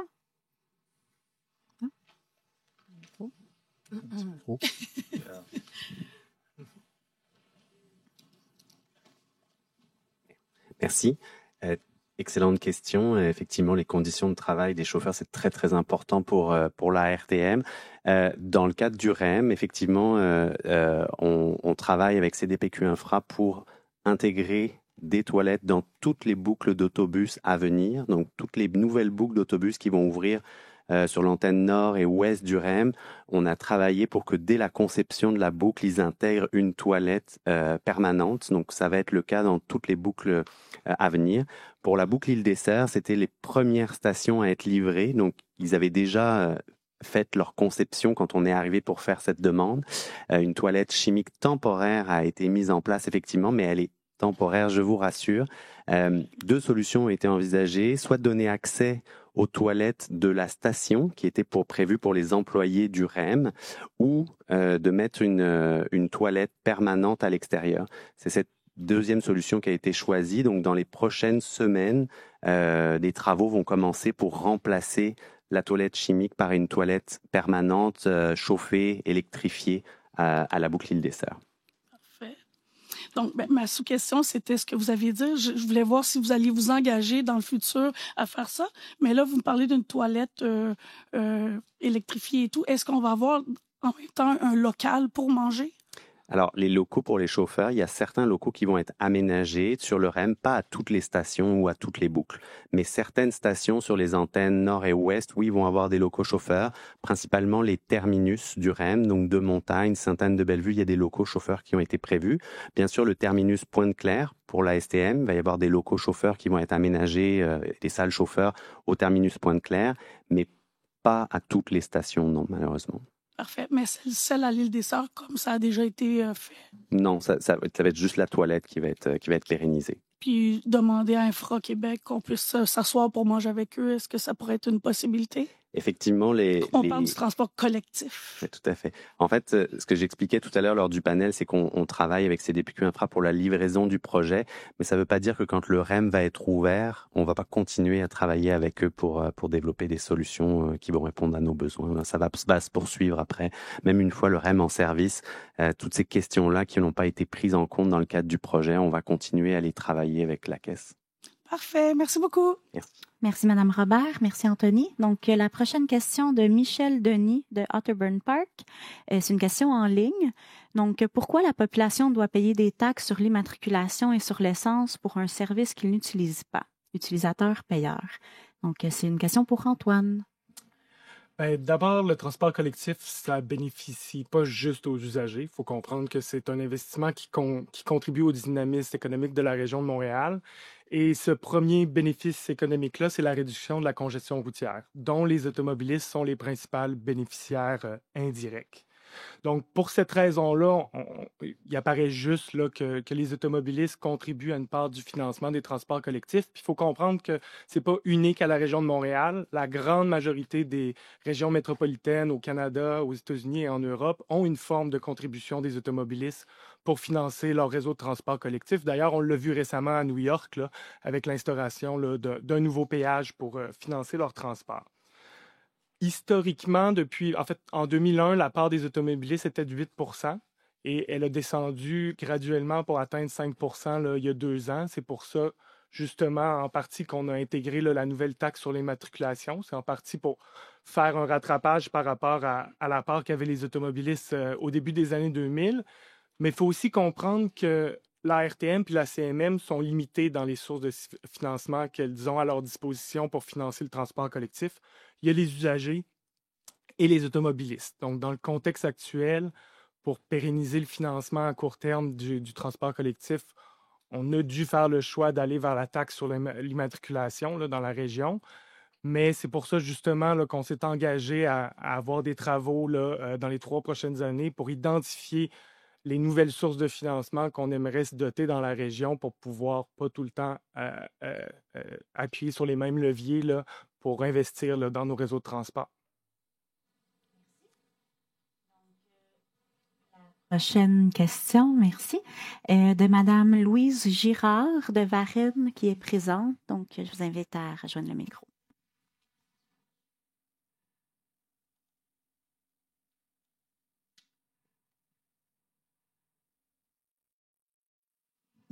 Bonsoir. Je représente aussi l'Association pour le transport collectif de la Rive-Sud. Moi, ma question, c'est qu'on observe, des gens nous disent que dans des bus, soit les machines pour percevoir le titre sont absentes ou qu'elles ne fonctionnent pas. Ça se produit assez souvent. Je voudrais savoir si la RTM a pu chiffrer c'est quoi ces pertes qui viennent s'ajouter à ce que M. dénonçait, là, le non-paiement involontaire des titres. Oui, merci. Monsieur Gendron? En fait, toutes les OPTC doivent nous donner, les sociétés de transport doivent nous donner un indicateur sur la disponibilité des équipements de perception. Donc oui, c'est mesuré. Comme on disait tantôt, avec le nouveau système qu'on veut mettre en place, la nouvelle billettique, on doit remplacer l'entièreté des équipements. Donc, on est dans une transition. Évidemment, s'il y a une boîte à perception qui est en train là, qui va changer bientôt, évidemment, on ne mettra pas beaucoup d'argent dessus compte tenu qu'on sait qu'on va la remplacer là, par de nouvelles boîtes de perception. Donc, c'est en train de se passer. Et je parlais tantôt également là, qu'on veut revoir pour avoir une escouade qui va faire en sorte là, qu'on va aller chercher nos titres sur l'ensemble des secteurs de la région métropolitaine. J'ai aussi une sous-question qui est liée. J'ai observé qu'il y a des chauffeurs qui laissent rentrer, c'est surtout des jeunes, en les faisant pas payer. Là, ben, c'est comme pas juste, il y a des gens qui payent leur titre, puis les autres, c'est gratuit. Ça, est-ce que vous avez connaissance de ça? Moi, personnellement, non, mais il y a une gratuité pour les jeunes là, en bas de... Oh non. c'est des jeunes un peu plus vieux que ça. Oh oui, là, des adolescents d'école secondaire. Tout le monde doit payer là, sa juste part dans les transports collectifs. Là, donc, raison de plus de mettre la brigade dont je parlais tantôt. Là. Bon, mais ça sera une bonne initiative. Merci, bonne soirée. Merci. Donc, la prochaine question est une question de Madame Louise Giroux de la Chine, une question en ligne. Voici le souhait que je partage avec vous, celui d'avoir une seule carte ou une seule application pour tous les déplacements collectifs et actifs. Ainsi, nous pourrions nous déplacer en navette fluviale, en train de banlieue, en métro, en autobus et en Bixi. Est-ce que cette option est dans vos plans, Madame Isabelle Saint-Louis? Bien, en fait, oui, tout à fait. L'ambition du grand projet Concerto, au-delà de moderniser la billettique, c'est aussi d'offrir des solutions simplifiées aux clients pour utiliser l'ensemble des modes collectifs et actifs. Je le rappelle, comme on en a parlé plus tôt, là, l'idée, c'est de moderniser la billettique via un nouveau système basé sur un compte. Et lorsqu'on aura cette billettique basée sur un compte, on pourra intégrer de nouveaux partenaires comme les vélos en libre-service, les autopartages, en jumelant des comptes puis en pouvant offrir des offres combinées à la clientèle. Alors, la réponse, c'est tout à fait oui. Ça fait partie de notre ambition là, d'avoir une offre simplifiée via, encore une fois, un même identifiant, une carte, un téléphone, puis que le client puisse n'avoir qu'un seul médium pour se déplacer sur l'ensemble des modes collectifs et actifs. Merci. Donc, la prochaine question qu'on inviterait au micro, c'est Monsieur Dominique Palladini, du regroupement des usagers du transport adapté et accessible de l'île de Montréal. Bonjour, Dominique Palladini, directeur général du RUTA Montréal, qui est mieux connu sous ce nom-là. RUTA Montréal coordonne la table transport de Montréal et nous avons des rencontres, pas quotidiennes, mais mensuelles au niveau de la mutualisation des transports des services adaptés qui se produit dans la grande région métropolitaine. Malheureusement, dans ces rencontres-là, on nous dit souvent que, comme vous le savez, en fait, on est dans la phase 2 de l'étude sur la gouvernance, en fait, de la mutualisation. Et on nous mentionne toujours, malheureusement, que l'entièreté des options sont sur la table. Et donc, la table de transport de Montréal a décidé de vous écrire une lettre, Madame Sylvain, pour vous demander d'exclure officiellement toute option d'une privatisation du service du transport adapté dans la grande région métropolitaine. Merci beaucoup. De la lettre et je vous donnerai des nouvelles par rapport à ça. Merci. Merci.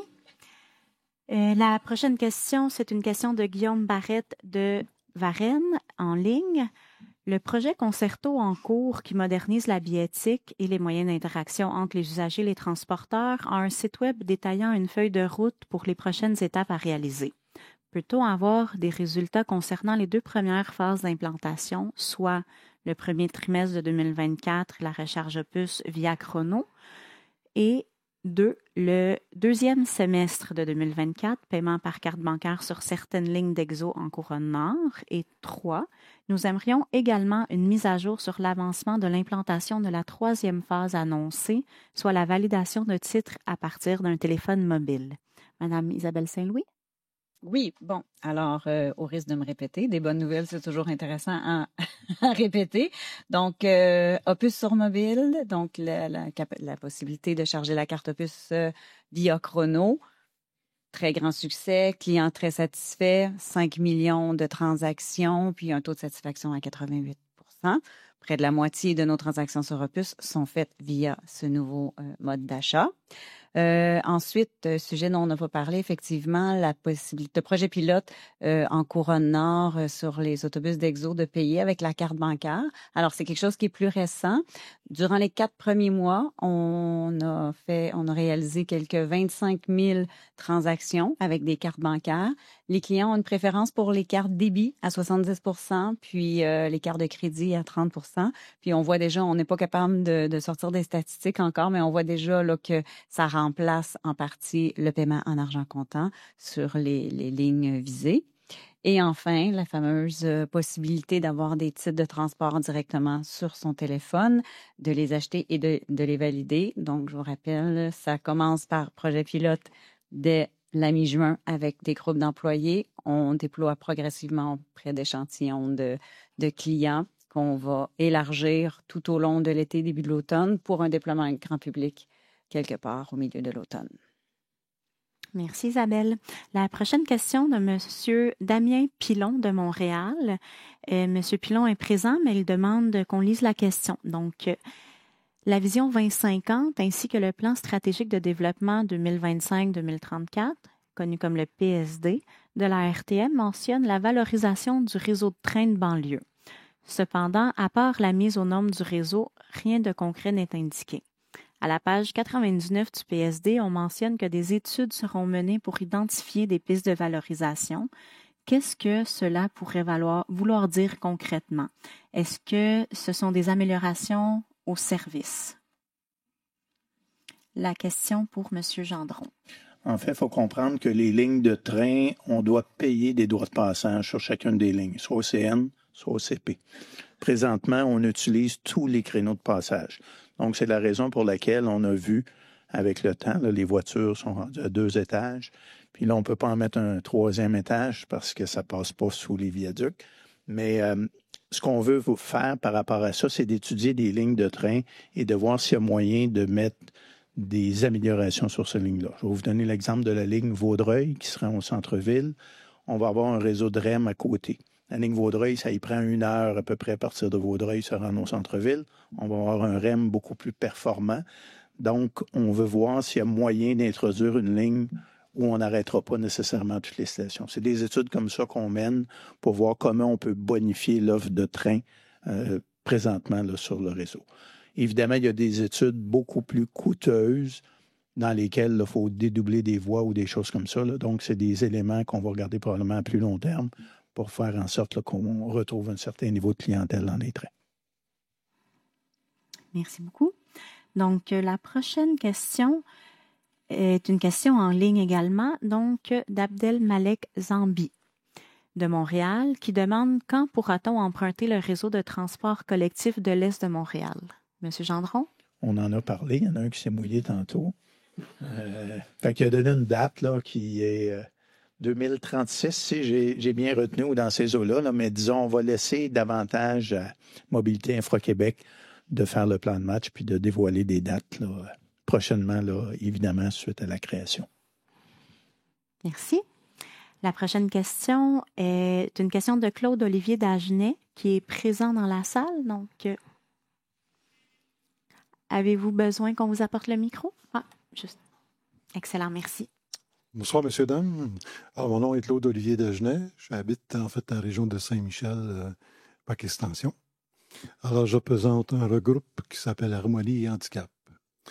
Alors, l'évolution du transport adapté, c'est magnifique. Et moi, on a vu des taxis apparaître.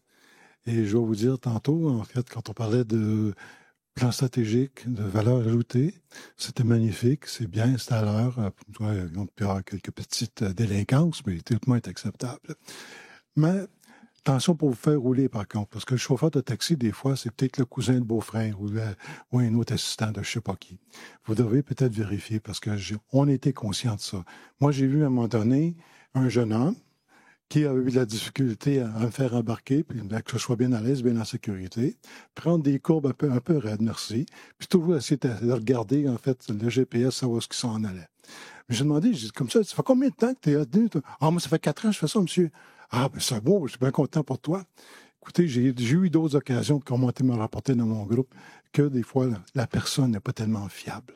Il faudrait peut-être passer une vérification, s'il vous plaît. Autre chose que j'aimerais en faire d'emblée avec vous, il y a une nouvelle technologie pour les gens qui sont à mobilité réduite.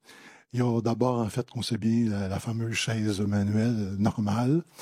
Et il y a aussi ce que je possède, moi, la chaise électrique ou la chaise motorisée. Mais pour la chaise manuelle, maintenant, la Régie des assurances maladie accepte de payer, en fait, une roue supplémentaire avant. Il y en a une autre aussi qui va à l'arrière. Figurez-vous que ces affaires-là, c'est magnifique. Ça peut avoir jusqu'à 25 km d'autonomie. Alors, c'est le fun. Ils peuvent épargner de prendre le transport adapté, de quoi que ce soit, faire un bon bout. Mais quand ça tombe en peine, j'en ai vu un après-midi, il était au Mail Champlain en pleurs. Il a appelé le transport adapté sur la Rive-Sud. Je peux-tu avoir de l'aide? Allez venir me chercher. Écoutez, un des appels qu'il a fait, il a failli appeler plusieurs fois. Et puis, il s'est plaint à moi après, le département des plaintes, c'est moi. On ne peut pas aller vous chercher, monsieur, c'est pas une chaise motorisée. C'est une chaise avec une addition, avec une roue. Alors, j'aimerais ça, en fait, qu'on clarifie la situation d'emblée.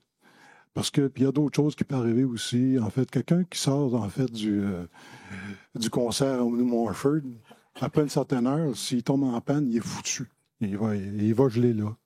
Alors, il y a toutes ces petites choses-là qu'on devrait prévoir parce qu'en fait, c'est bien beau, avec l'aide RMQ, de dire, ben, hey, autonomie, indépendance, c'est de santé, etc. C'est magnifique. Mais je dois vous dire, en fait, tout le travail que vous avez fait à date pour le transport adapté, chapeau. En fait, surtout en période peut-être d'éloignement des employés, là, que vous gardez, en fait, au moins le service adéquat. Parce que pour nous autres, on a aussi, en fait, du service médical. C'est magnifique pour ça. Le côté humain, vous le comprenez. Ça, madame, ça, c'est une belle valeur ajoutée. Montréal est un bel exemple, mais j'aime ça qu'avec ailleurs aussi, en fait, les gens se sentent en sécurité. Parce que c'est pas drôle, à un moment donné, vous savez, quelqu'un qui a de la misère avec ses bras, puis de la misère avec sa situation, en fait, sociale et économique, de manquer de sécurité. Et voilà. Autre chose, je peux vous parler, en fait, de vos autobus hybrides. Vos autobus hybrides présentent en fait un danger pour une personne en chaise roulante motorisée. Le plancher, en fait, qui est installé est un peu trop glissant. On peut déraper facilement. Ça m'est arrivé, en fait, en montant la côte Mont-Royal et mon autobus prendre un peu plus de vitesse. Je me suis ramassé sur les autres à côté. Alors, il faudrait peut-être mettre des bandes antidérapantes de ce côté-là. Pour les autobus hybrides, pour le restant, c'est propre, c'est plein accueillant. Vos chauffeurs d'autobus nous aident pour nous placer. Écoutez, je veux dire, c'est le paradis. Mais alors, essayez de ne pas vous faire voler. Et puis, du point de vue du transport adapté, ça serait bien que vous clarifiez en fait la situation pour qu'on se sente en sécurité en tout temps. Merci beaucoup de votre aide diagnostique, madame. Merci, M. Dagenet. Je crois que Mme Sylvain, vous vouliez intervenir. Savoir quand votre chauffeur est un peu cow-boy, est-ce que vous avisez le transporteur? Quand on parle, en fait, comme on dit, des contrats, on a toujours peur parce qu'on parle comme du taxi. Alors, les gens, en fait, on a crainte d'aller faire des plaintes là-dessus, pour le taxi. C'est pour ça que j'en parle ce soir de façon ouverte. Je n'étais pas à l'aise de rapporter OK. Mais est-ce qu'il y a un moyen qu'on ait l'information pour qu'on puisse intervenir? Parce que... Oui, je comprends, mais ce que je vous demande, c'est de vérifier que le chauffeur qui est attitré, qui est à bord, OK, il est formé. c'est pas le beau-frère, c'est pas le cousin, c'est pas un remplaçant à la sauvette. En fait, faut pas que ça doive uberiser cette situation-là. C'est ma crainte, madame. OK. Merci de votre compréhension. Je suis content de votre question. Non, mais je comprends aussi votre préoccupation pour le fauteuil roulant, là. Juste pour vous dire, moi, j'ai été membre d'un conseil d'administration de l'Association des personnes handicapées de la vallée du Richelieu pendant 9 ans. Et je suis très sensible aux conditions des personnes. Je retiens votre adresse, madame. Et alors, j'ai retenu ce que vous nous avez dit et on va regarder ce qui peut être fait. Merci beaucoup. Merci. Donc, la prochaine question de M. Gilbert Bauer de Montréal.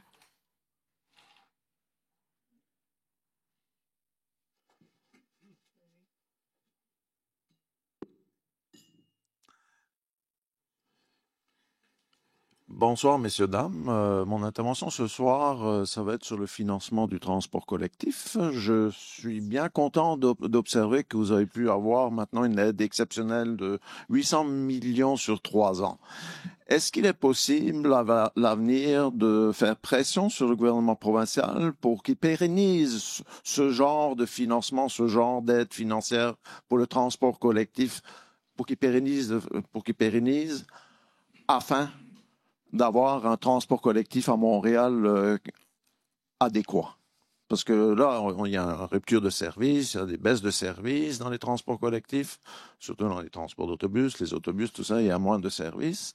Est-ce qu'il n'est pas important de financer adéquatement déjà les modes de transport existants avant d'entreprendre de nouveaux gros projets? Parce que là, il y a beaucoup de projets là qui s'en viennent.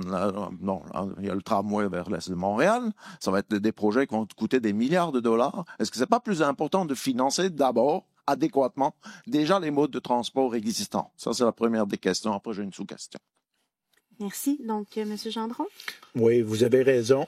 En fait, dans le PSD, on expliquait tantôt l'aide du gouvernement, 800 millions.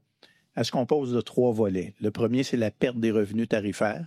On l'a vu tantôt, on est à 86 % de retour de l'achalandage. Donc, pour nous, ça représente une perte d'à peu près 100 millions par année. Avant, là, on avait 100 % de l'achalandage. La deuxième aide, c'est une aide qu'on appelle de transition. Donc, le gouvernement nous aide pour une période de 3 ans, de façon dégressive pour arriver à 0 à la fin de la période. Puis la troisième, c'est des montants d'argent qui nous ont donnés sur une base annuelle pour initier de l'optimisation dans les services de transport collectif. On l'a dit également tantôt, on a 3 ans pour trouver de nouvelles sources de financement parce que, effectivement, après ces 3 années-là, il faut trouver l'équivalent à peu près de 200 millions sur une base annuelle, plus évidemment là, d'autres types. On veut prioriser également le maintien d'actifs. On a également un métro, on a des trains. La priorité, là, c'est pas, comme vous le dites, de bâtir. Il faut s'occuper adéquatement de ce qu'on a présentement. Fait qu'évidemment, là, on va porter un œil par rapport à ça au plan stratégique pour que les enveloppes au niveau des maintiens d'actifs là, représentent les besoins de la région métropolitaine. Là, vous aviez une sous-question? Oui, j'ai une sous-question. Étant donné que les usagers contribuent à 31 % du financement du transport collectif à Montréal, j'ai une question à poser sur les modes de transport. Là, j'ai vu qu'il y aura une grosse modernisation du système billettique, là. Et moi, j'ai la carte opus traditionnelle. Voyez-vous, la carte normale que je charge, moi, dans un dépanneur, je paye en argent comptant.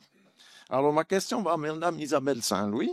Est-ce que vous allez est-ce que cette carte opus-là va rester une option permanente? Est-ce que ça va rester une option permanente dans les années à venir? Parce que moi, je vais garder cette carte-là, payée en argent comptant dans un dépanneur, rechargée dans un dépanneur. Alors, est-ce que vous pouvez me confirmer ce soir, est-ce que vous pouvez m'assurer ce soir que cette carte va rester de façon permanente? Sinon, je vais me sentir un peu comme discriminé si je peux pas avoir accès à cette carte-là. Parce que moi, je n'utilise pas les nouvelles technologies avec bancaire et tout ça, et puis je n'utilise pas ça, moi. Moi, je gardais avec la carte opus normale, là, qui est moins numérisée. J'aime pas les numériques, tout ce qui est système numérique, là, que vous voulez mettre en place, là. Je veux pas de ça, moi, là. Je gardais celle-là. Voyez-vous? Est-ce que vous allez me confirmer ça, que ça va rester? Je vous rassure, je vous confirme, nous aussi, on veut vous garder avec votre carte.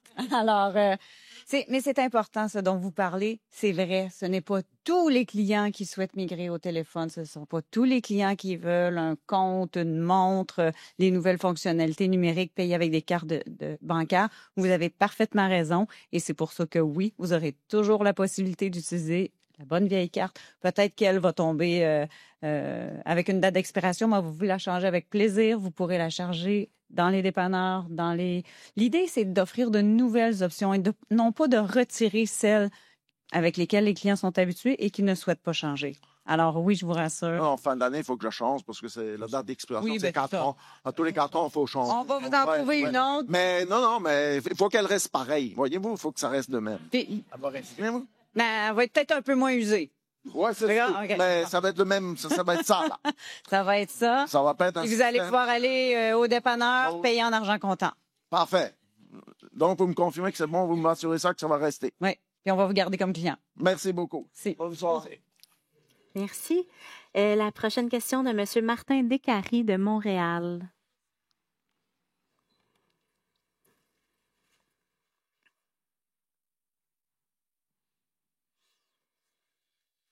Bonsoir tout le monde, Martin Descaries de Montréal. Je suis aussi directeur syndical de la section locale 1983 de la STM au Centre de transport Mont-Royal. Je vais vous lire ma question. Comme on sait, la RTM prévoit la mise en service de plusieurs axes métropolitains au cours des prochains mois ou des prochaines années. Lors d'une rencontre avec les syndicats de transport terrestre du SCFP, vous avez mentionné que la mise en place de ces axes métropolitains ne se ferait pas au détriment du transport public. Sachant que les transporteurs privés coûtent de plus en plus cher et qu'ils n'offrent pas la même fiabilité que le transport public, pouvez-vous nous dire aujourd'hui quelle sera la place de la STM et de nos membres sur ces lignes? En fait, on étudie présentement 7 axes, si ma mémoire est bonne, métropolitains, comme vous dites, là, sur lesquels le plus avancé, c'est le Tachereau, là, sur lequel on a travaillé très activement, notamment avec le RTL. On veut déposer au conseil d'administration des critères d'évaluation pour justement dire comment on va faire le choix du transporteur. Donc, c'est une prochaine étape qu'on va emmener à notre conseil d'administration pour faire ce choix-là avec des critères là, pour chacun des axes, puis faire en sorte là, qu'on offre à la clientèle des services là, adéquats et de qualité. Enfin, j'aurais une sous-question. Avez-vous évalué l'impact que pourraient avoir les arrêts supplémentaires sur les axes métropolitains pour les usagers, surtout en ce qui concerne la durée des parcours et le risque que certains choisissent de revenir à l'automobile à cause de l'augmentation de la durée des trajets? En fait, oui, dans chacun des axes métropolitains, ce qu'on veut regarder, c'est justement de faire en sorte qu'on optimise, mais on va avoir probablement des services qui vont avoir des arrêts plus limités pour limiter là, l'impact en termes de durée de temps de parcours. Mais comme j'ai déjà dit, sur des axes, je prends l'exemple de Sherbrooke, il y a des feux de circulation. Là, donc, le bus, même s'il n'arrête pas pour prendre des clients, il ne peut pas passer sur les feux rouges. Donc, il y a des gains comme ça là, qui sont quand même... C'est pas des grosses différences de temps de parcours, mais oui, on va être sensible sur des périodes très précises, notamment à l'heure de pointe, où il pourrait y avoir des arrêts plus limités sur le territoire desservi. Enfin, merci. Merci. Ludwig, est-ce que tu voulais ajouter quelque chose? C'était complet. OK, parfait, merci. C'était complet. Donc, la prochaine question de M. José Ignacio Castro Salazar de Villemar. Il est présent ou il n'est plus présent dans la salle? D'accord. Donc, sa question était « Offre de services actuels dans l'ouest de la ville. Les travailleurs qui commencent tôt n'ont pas de service. » allez-y. Okay.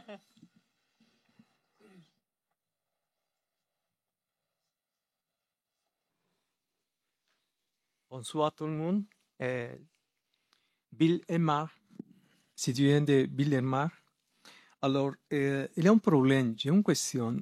Est-ce que les Rennes, il n'y a pas de service de Rennes sur l'autoroute 20 Ouest, la Chine, Agrignon, tout ça, pour déplacer la zone industrielle de Bay-Oufre?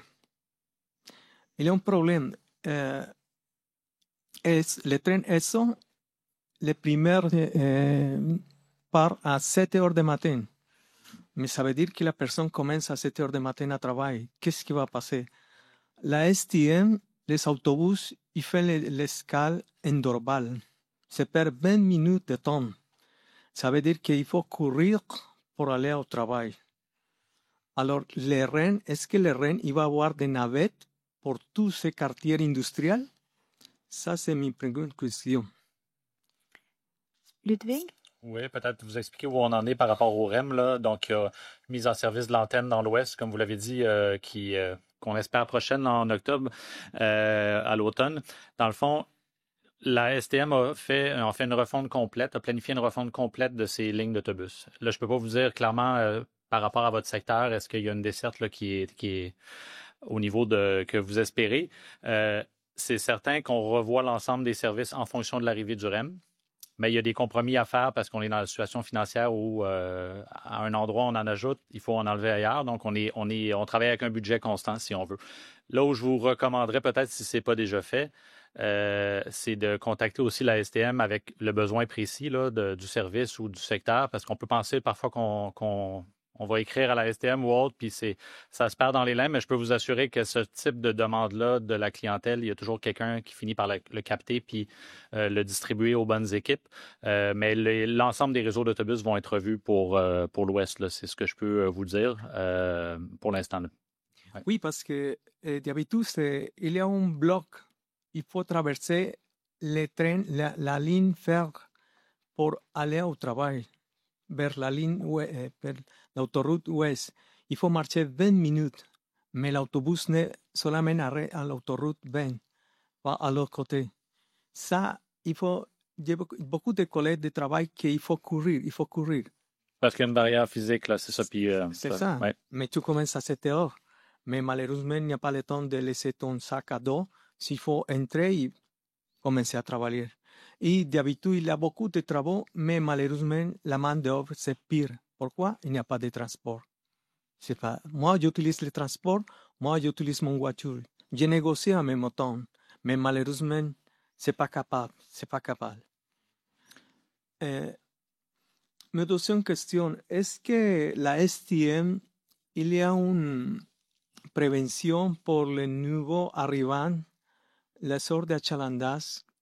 Parce que quand on sort de les wagons del train, surtout les personnes qui entrent dans les wagons, il n'y a pas de place pour sortir. Il y a bloc tout le temps. Il y a des disputes des fois. Est-ce qu'il faut des signaleurs de chantier pour libérer la ligne, débloquer la ligne quand on ouvre la porte des wagons? Ça arrive dans la sorte de l'achalandage de lundi à vendredi. Surtout la Sort Point. Il n'y a pas de culture. Beaucoup de ces migrants qui viennent mais ne connaissent pas la culture québécoise maintenant. 80% c'est des migrants maintenant à Montréal. Et les 20% des Québécois, c'est pas capable. C'est pas assez pour. Est-ce qu'il y a une solution pour dégager ce problème? On pourrait dire, en fait, la STM a fait parfois de la sensibilisation là, par rapport à civilité et autres dans le métro. Donc, c'est vraiment leur responsabilité de faire des campagnes, en fait, pour rappeler ces questions de civisme-là. Encore une fois, je vous invite à contacter la STM directement pour ce type de demande-là. C'est certain qu'eux, ils recueillent les plaintes, ils recueillent les points de vue des gens comme vous par rapport à des irritants. Puis il y a des gens au final qui en tiennent compte dans leurs analyses et peut-être leurs actions. Là, ouais. Merci. Merci. La prochaine question est une question de Nicolas Lemieux de Montréal.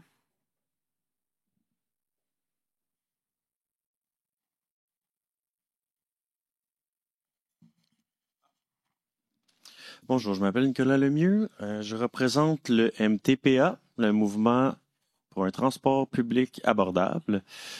Alors, je veux faire du pouce, comme on dit, sur l'intervention de la citoyenne de Laval qui n'était pas ici parmi nous.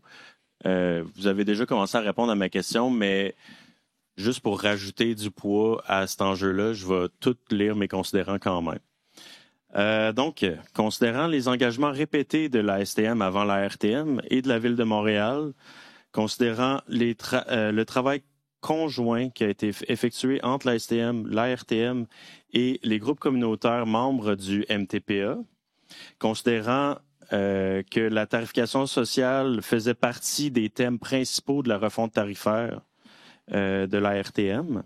C'était d'ailleurs un tel intérêt que certains représentants de la RTM étaient venus rencontrer des personnes de nos groupes, des personnes vivant dans la pauvreté.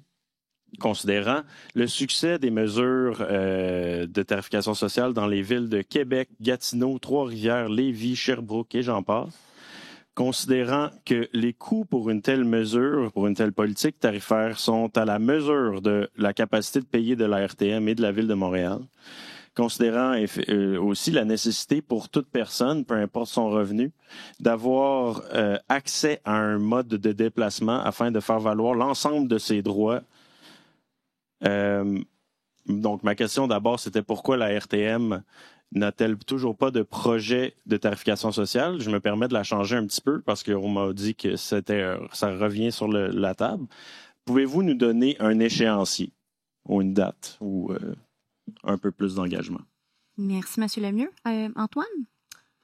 C'est ça. Comme je le disais, on avait l'objectif avec la refonte d'amener une proposition de tarification sociale là, à notre conseil et à la population. Évidemment, il y a une question de financement derrière ça. Nous autres, on va relancer le chantier. Il faut aussi avoir une discussion, comme je disais, avec les paliers de gouvernement supérieur, mais normalement, on va amener à notre conseil des nouvelles propositions au cours de l'année prochaine. Puis par la suite, là, les prochaines dates, là, je les ai pas tout de suite. Mais il va y avoir des propositions qui vont être discutées avec notre conseil au cours de l'année prochaine, ça c'est certain. Parfait. Ma seconde question, ce serait, allez-vous venir vers les groupes communautaires et vers nous autres, le MTPA, pour discuter de ces propositions-là, de réfléchir, comme on l'a fait en 2017, par exemple? Je reviens encore à la refonte. La refonte, c'était faite avec ça s'est décidé à la fin avec une consultation publique. Donc, c'est probablement une approche similaire qu'on va prendre de moins grande envergure, là, mais probablement qu'il va y avoir une approche similaire qui va être faite. Comme je disais, c'est une conversation qu'on ne peut pas avoir tout seul, là. Il y a d'autres parties prenantes, les gouvernements supérieurs, mais également le milieu communautaire. Merci. Merci. Donc, la prochaine question de M. Steve Bérubé de Montréal, une question en ligne. Donc, la loi sur la RTM permet à l'autorité de désigner certains axes routiers comme faisant partie du réseau artériel métropolitain, notamment pour y aménager des voies réservées aux autobus, ce qui améliorerait la performance du transport collectif. Or, après 8 ans d'existence, pourquoi ce pouvoir n'a-t-il pas toujours été exercé par la RTM? Qu'est-ce qui freine son implication alors qu'il pourrait contribuer concrètement à l'accélération du réseau? Ludwig? Oui, peut-être pour le bénéfice de tout le monde ici, là, parce que c'est un concept qui n'est pas nécessairement très familier dans le grand public. En fait, la loi qui a créé la RTM en 2017 a conféré à la RTM un pouvoir sur le réseau artériel métropolitain. En fait, c'est le pouvoir de désigner des artères dans la région dans un objectif d'harmonisation ou d'établissement de normes. Ça peut être des normes de circulation, des normes de signalisation qui peuvent aller jusqu'au stationnement, collecte des ordures et autres. Autrefois, c'était une compétence qui était à la communauté métropolitaine de Montréal. Et quand on a été créé en 2017, on a hérité en fait de cette compétence-là. Mais la CMM avait déjà désigné à peu près 2000 km de voies dans la région. On a eu beaucoup de dossiers depuis qui nous ont occupés. Puis l'élément important, c'est qu'on devait avoir, avant de s'attaquer à ça, un plan stratégique adopté qui venait donner en fait les grandes orientations. Donc, c'est un dossier qu'on veut relancer avec le plan stratégique là, qui va prochainement être confirmé. On va pouvoir relancer le dossier du réseau artériel métropolitain. C'est quand même important de mentionner par rapport à la question que oui, ça permet de désigner des voies pour l'utilisation du transport collectif ou des voies réservées ou autres, mais ça n'a pas été un élément de frein ou bloquant pour l'établissement de voies réservées. Donc, depuis la création en 2017 de la RTM, il y a eu des voies réservées réalisées par les 4 OPTC du territoire. Ce n'était pas un élément de contrainte. Là. Donc, on a pu avancer même si on n'avait pas ce fameux réseau désigné. Merci. Donc, notre prochaine question de Martin Blanchard de Montréal, une question en ligne encore une fois. La Société de transport de Montréal permet aux citoyens de poser des questions directement à son conseil d'administration lors de chaque séance mensuelle. Dans un souci de transparence et de participation citoyenne, pourquoi la RTM n'adopte-t-elle pas une démarche similaire de façon régulière au lieu d'une seule fois par année? Madame Sylvain? Alors, excusez, j'ai pas parlé. La RTM n'est pas assujettie aux mêmes conditions que la STM en ce qui concerne le fonctionnement du conseil d'administration. L'article 60 de notre loi nous dit que le conseil siège à huis clos, et à l'exception de la séance publique de ce soir. On a un panel qui s'appelle Mobilité où les gens peuvent nous transmettre leurs commentaires. Puis s'il y a des gens qui veulent s'inscrire sur ces panels-là, ils doivent nous le faire savoir et à ce moment-là, on donne suite. Alors, puis les citoyens, ils peuvent nous contacter en tout temps par courriel ou par téléphone pour nous donner l'information. On envisage de regarder la possibilité par secteur, parce que vous savez, les besoins sont très différents d'un secteur à l'autre, d'aller consulter les citoyens quelques fois par année. Non pas par des séances publiques du conseil, mais plus par la RTM. Là, on pourrait rencontrer les gens pour savoir quels sont leurs besoins, qu'est-ce qui va pas. Alors, ça serait quelque chose qu'on envisagerait là, peut-être pas en 2025 parce qu'on a encore beaucoup de choses à faire, mais en 2026, on va regarder ça activement. Alors, merci. Merci, Madame Sylvain. Donc, notre toute dernière question est de Monsieur Benkassem Emad, qui est présent.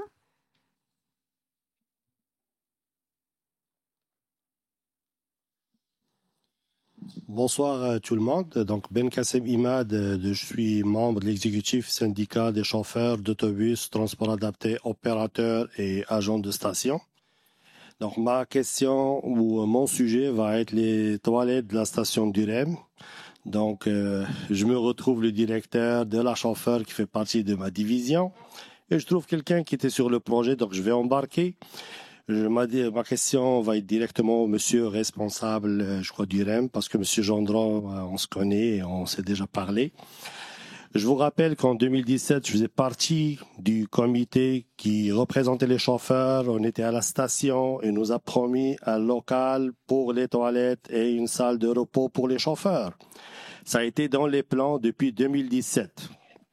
Et je vous garantis que la semaine avant la semaine du 31 juillet 2023, c'était un vendredi, j'étais là-bas. Et j'étais choqué de la minuscule salle qui nous ont donné accès, que j'ai pu rentrer avec ma carte Opus, qui fait moins de 100 pieds carrés. Mais on l'a avalée parce qu'elle est inhumaine avec une seule toilette qu'on doit faire la queue et que j'ai 3 minutes, que vous pouvez imaginer débarquer de l'autobus et aller jusqu'à là-bas, c'est pas assez. Mais on l'a pris. Le lendemain, le REM nous a bloqué l'accès, nous a interdit de rentrer là-dedans. On a fait des contacts avec nos vis-à-vis à la STM. Ça a traîné partout.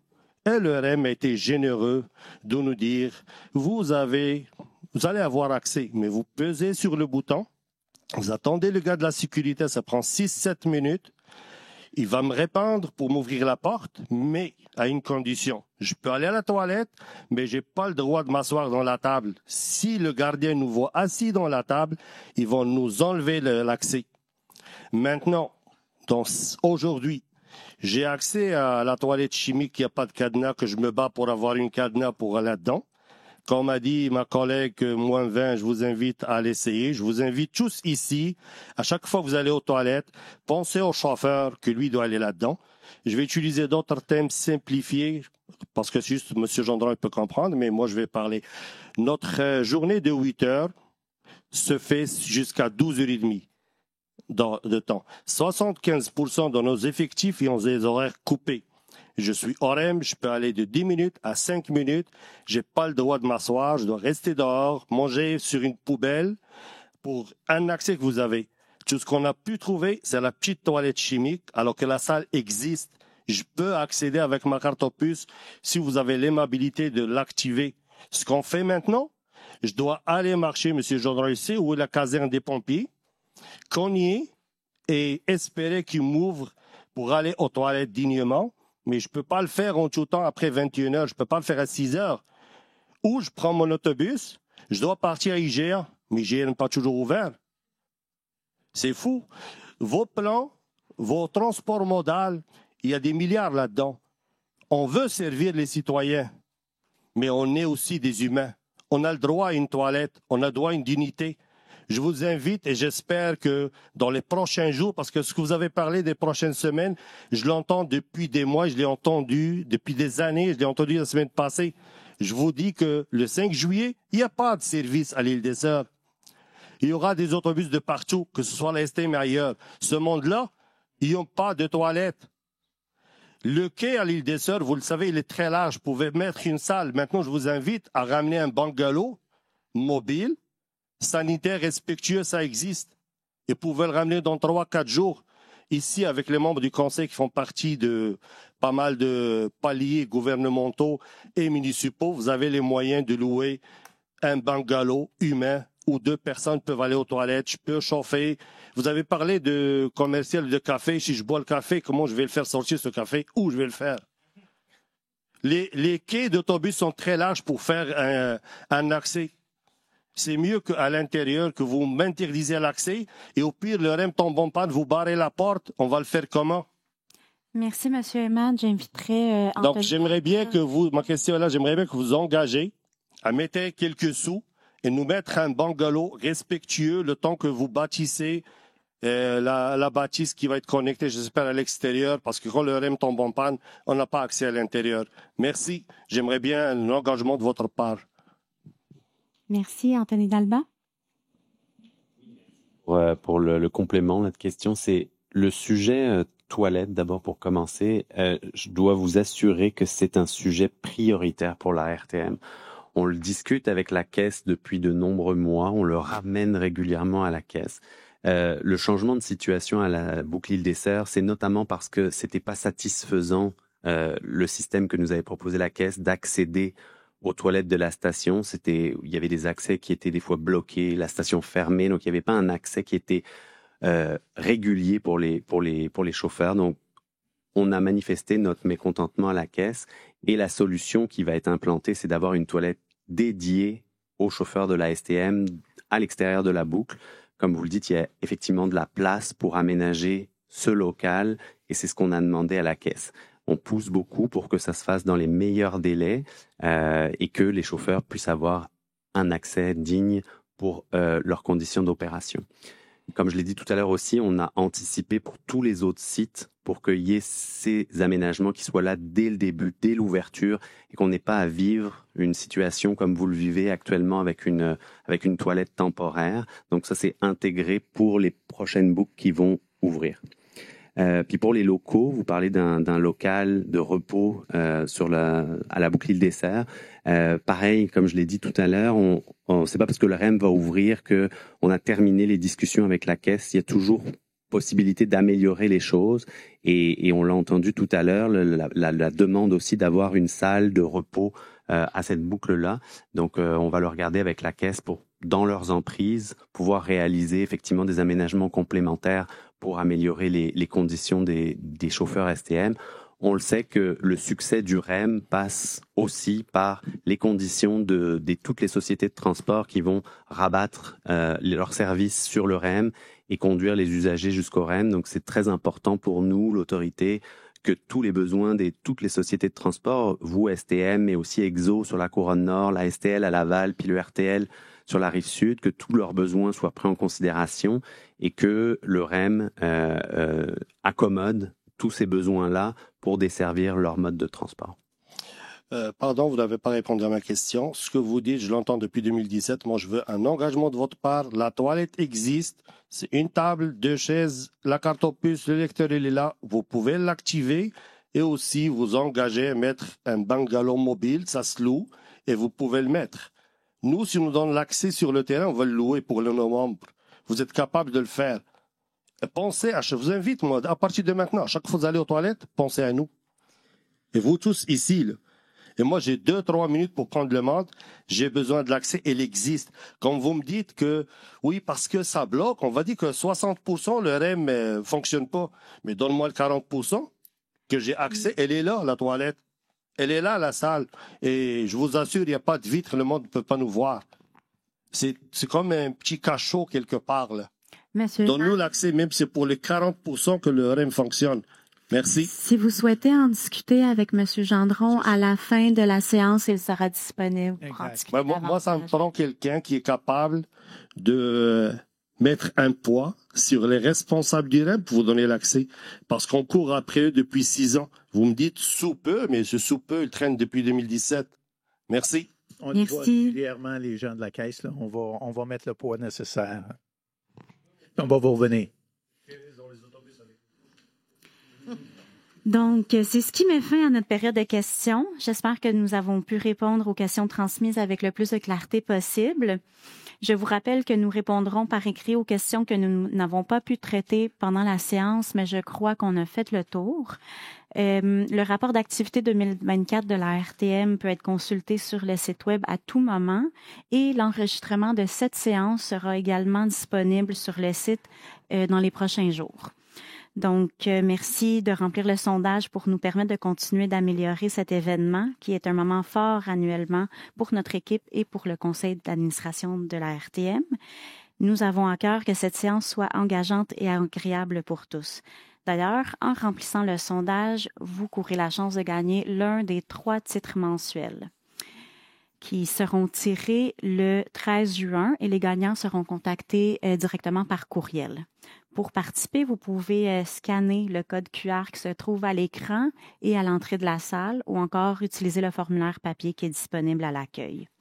Merci encore une fois pour votre présence et vos échanges. Et avant de clore la soirée, j'invite notre présidente, Mme Sylvain, à prononcer le mot de la fin. Merci beaucoup. Voilà. Oh, ben, on passe. Ah, merci. Déjà. Ah, j'aimerais... J'aimerais dans un premier temps remercier sincèrement les gens qui se sont déplacés ici ce soir et ceux qui sont en salle et ceux qui sont en ligne. C'est vraiment apprécié de vous avoir parmi nous et de connaître aussi les besoins de la région métropolitaine. Je tiens à souligner le travail rigoureux et souvent discret des membres du conseil d'administration. On les voit pas beaucoup, mais ils travaillent fort. Leur implication est essentielle pour nous, pour guider la RTM avec rigueur et vision. Merci pour votre engagement à assurer une gestion saine, efficiente et tournée vers l'avenir et surtout tournée vers les usagers. J'aimerais aussi remercier les employés de la RTM parce qu'ils ont travaillé fort. Puis je pense qu'ils travaillaient fort avant aussi, là, mais ils trouvaient que mes échéanciers étaient très, très ambitieux. Mais finalement, on a réussi à passer au travers avec la collaboration de tout le monde. Et je vous en remercie chaleureusement. Votre travail n'est pas toujours facile. Vous avez à composer avec une multitude de partenaires et avec qui ont des intérêts différents et des secteurs qui ont des besoins différents. Alors, c'est loin d'être évident, mais je pense que les gens tous ont à cœur de travailler pour les usagers ou les clients comme on le souhaite. Pour l'année 2024, ça a été marqué, on l'a dit tantôt, recharge opus, chrono, modernisation biétique, enquête métropolitaine, perspective mobilité, vision 2050, accès au REM et non aux toilettes. Et j'ai bien entendu, et le plan stratégique qui s'en vient. Nous traversons actuellement des défis financiers importants. Je peux vous le dire, c'est un casse-tête journalier. Et on doit faire preuve de créativité, de solidarité et de rigueur. Je pense que quand les gens nous disent qu'il y a du monde qui ne paye pas, ça nous fait bien de la peine de savoir ça parce que c'est de l'argent qu'on doit aller chercher ailleurs alors que les utilisateurs devraient payer leur quote-part. On a eu une entente avec le gouvernement, mais on a un échéancier dans 3 ans. Il faut trouver des solutions d'ici 3 ans. Je ne sais pas si vous vous rappelez les propos de Mme Guilbeault, mais elle disait qu'il fallait gérer notre fougère. Fait qu'il va falloir regarder comment on va gérer notre fougère parce que c'est pas sûr que même s'il y a un nouveau gouvernement dans 3 ans, qu'on va avoir accès à plus de financement. On connaît la situation actuelle du financement du gouvernement, de ses capacités. Elle a des gros déficits comme on n'a jamais vu. Et on ne pense pas, avec ce qui se passe du côté au sud, que ça va tellement s'améliorer. Alors, nous, on doit faire preuve de créativité et on doit regarder ce qu'on doit faire. Dans le PSD, on a des beaux projets qu'on est capable de se payer et qui vont être intéressants et qui vont améliorer l'offre de service également. Alors, on veut faire mieux. On veut livrer plus de résultats aux citoyens et non pas réduire l'offre de service. Alors, c'est avec vous qu'on va travailler, tout le monde, les partenaires, les membres du conseil d'administration, les utilisateurs, les chauffeurs, les personnels d'entretien et l'équipe de la RTM. Alors, merci beaucoup tout le monde et continuons à avancer ensemble pour une mobilité à la hauteur de nos aspirations collectives. Alors, merci beaucoup tout le monde, vous êtes déplacés.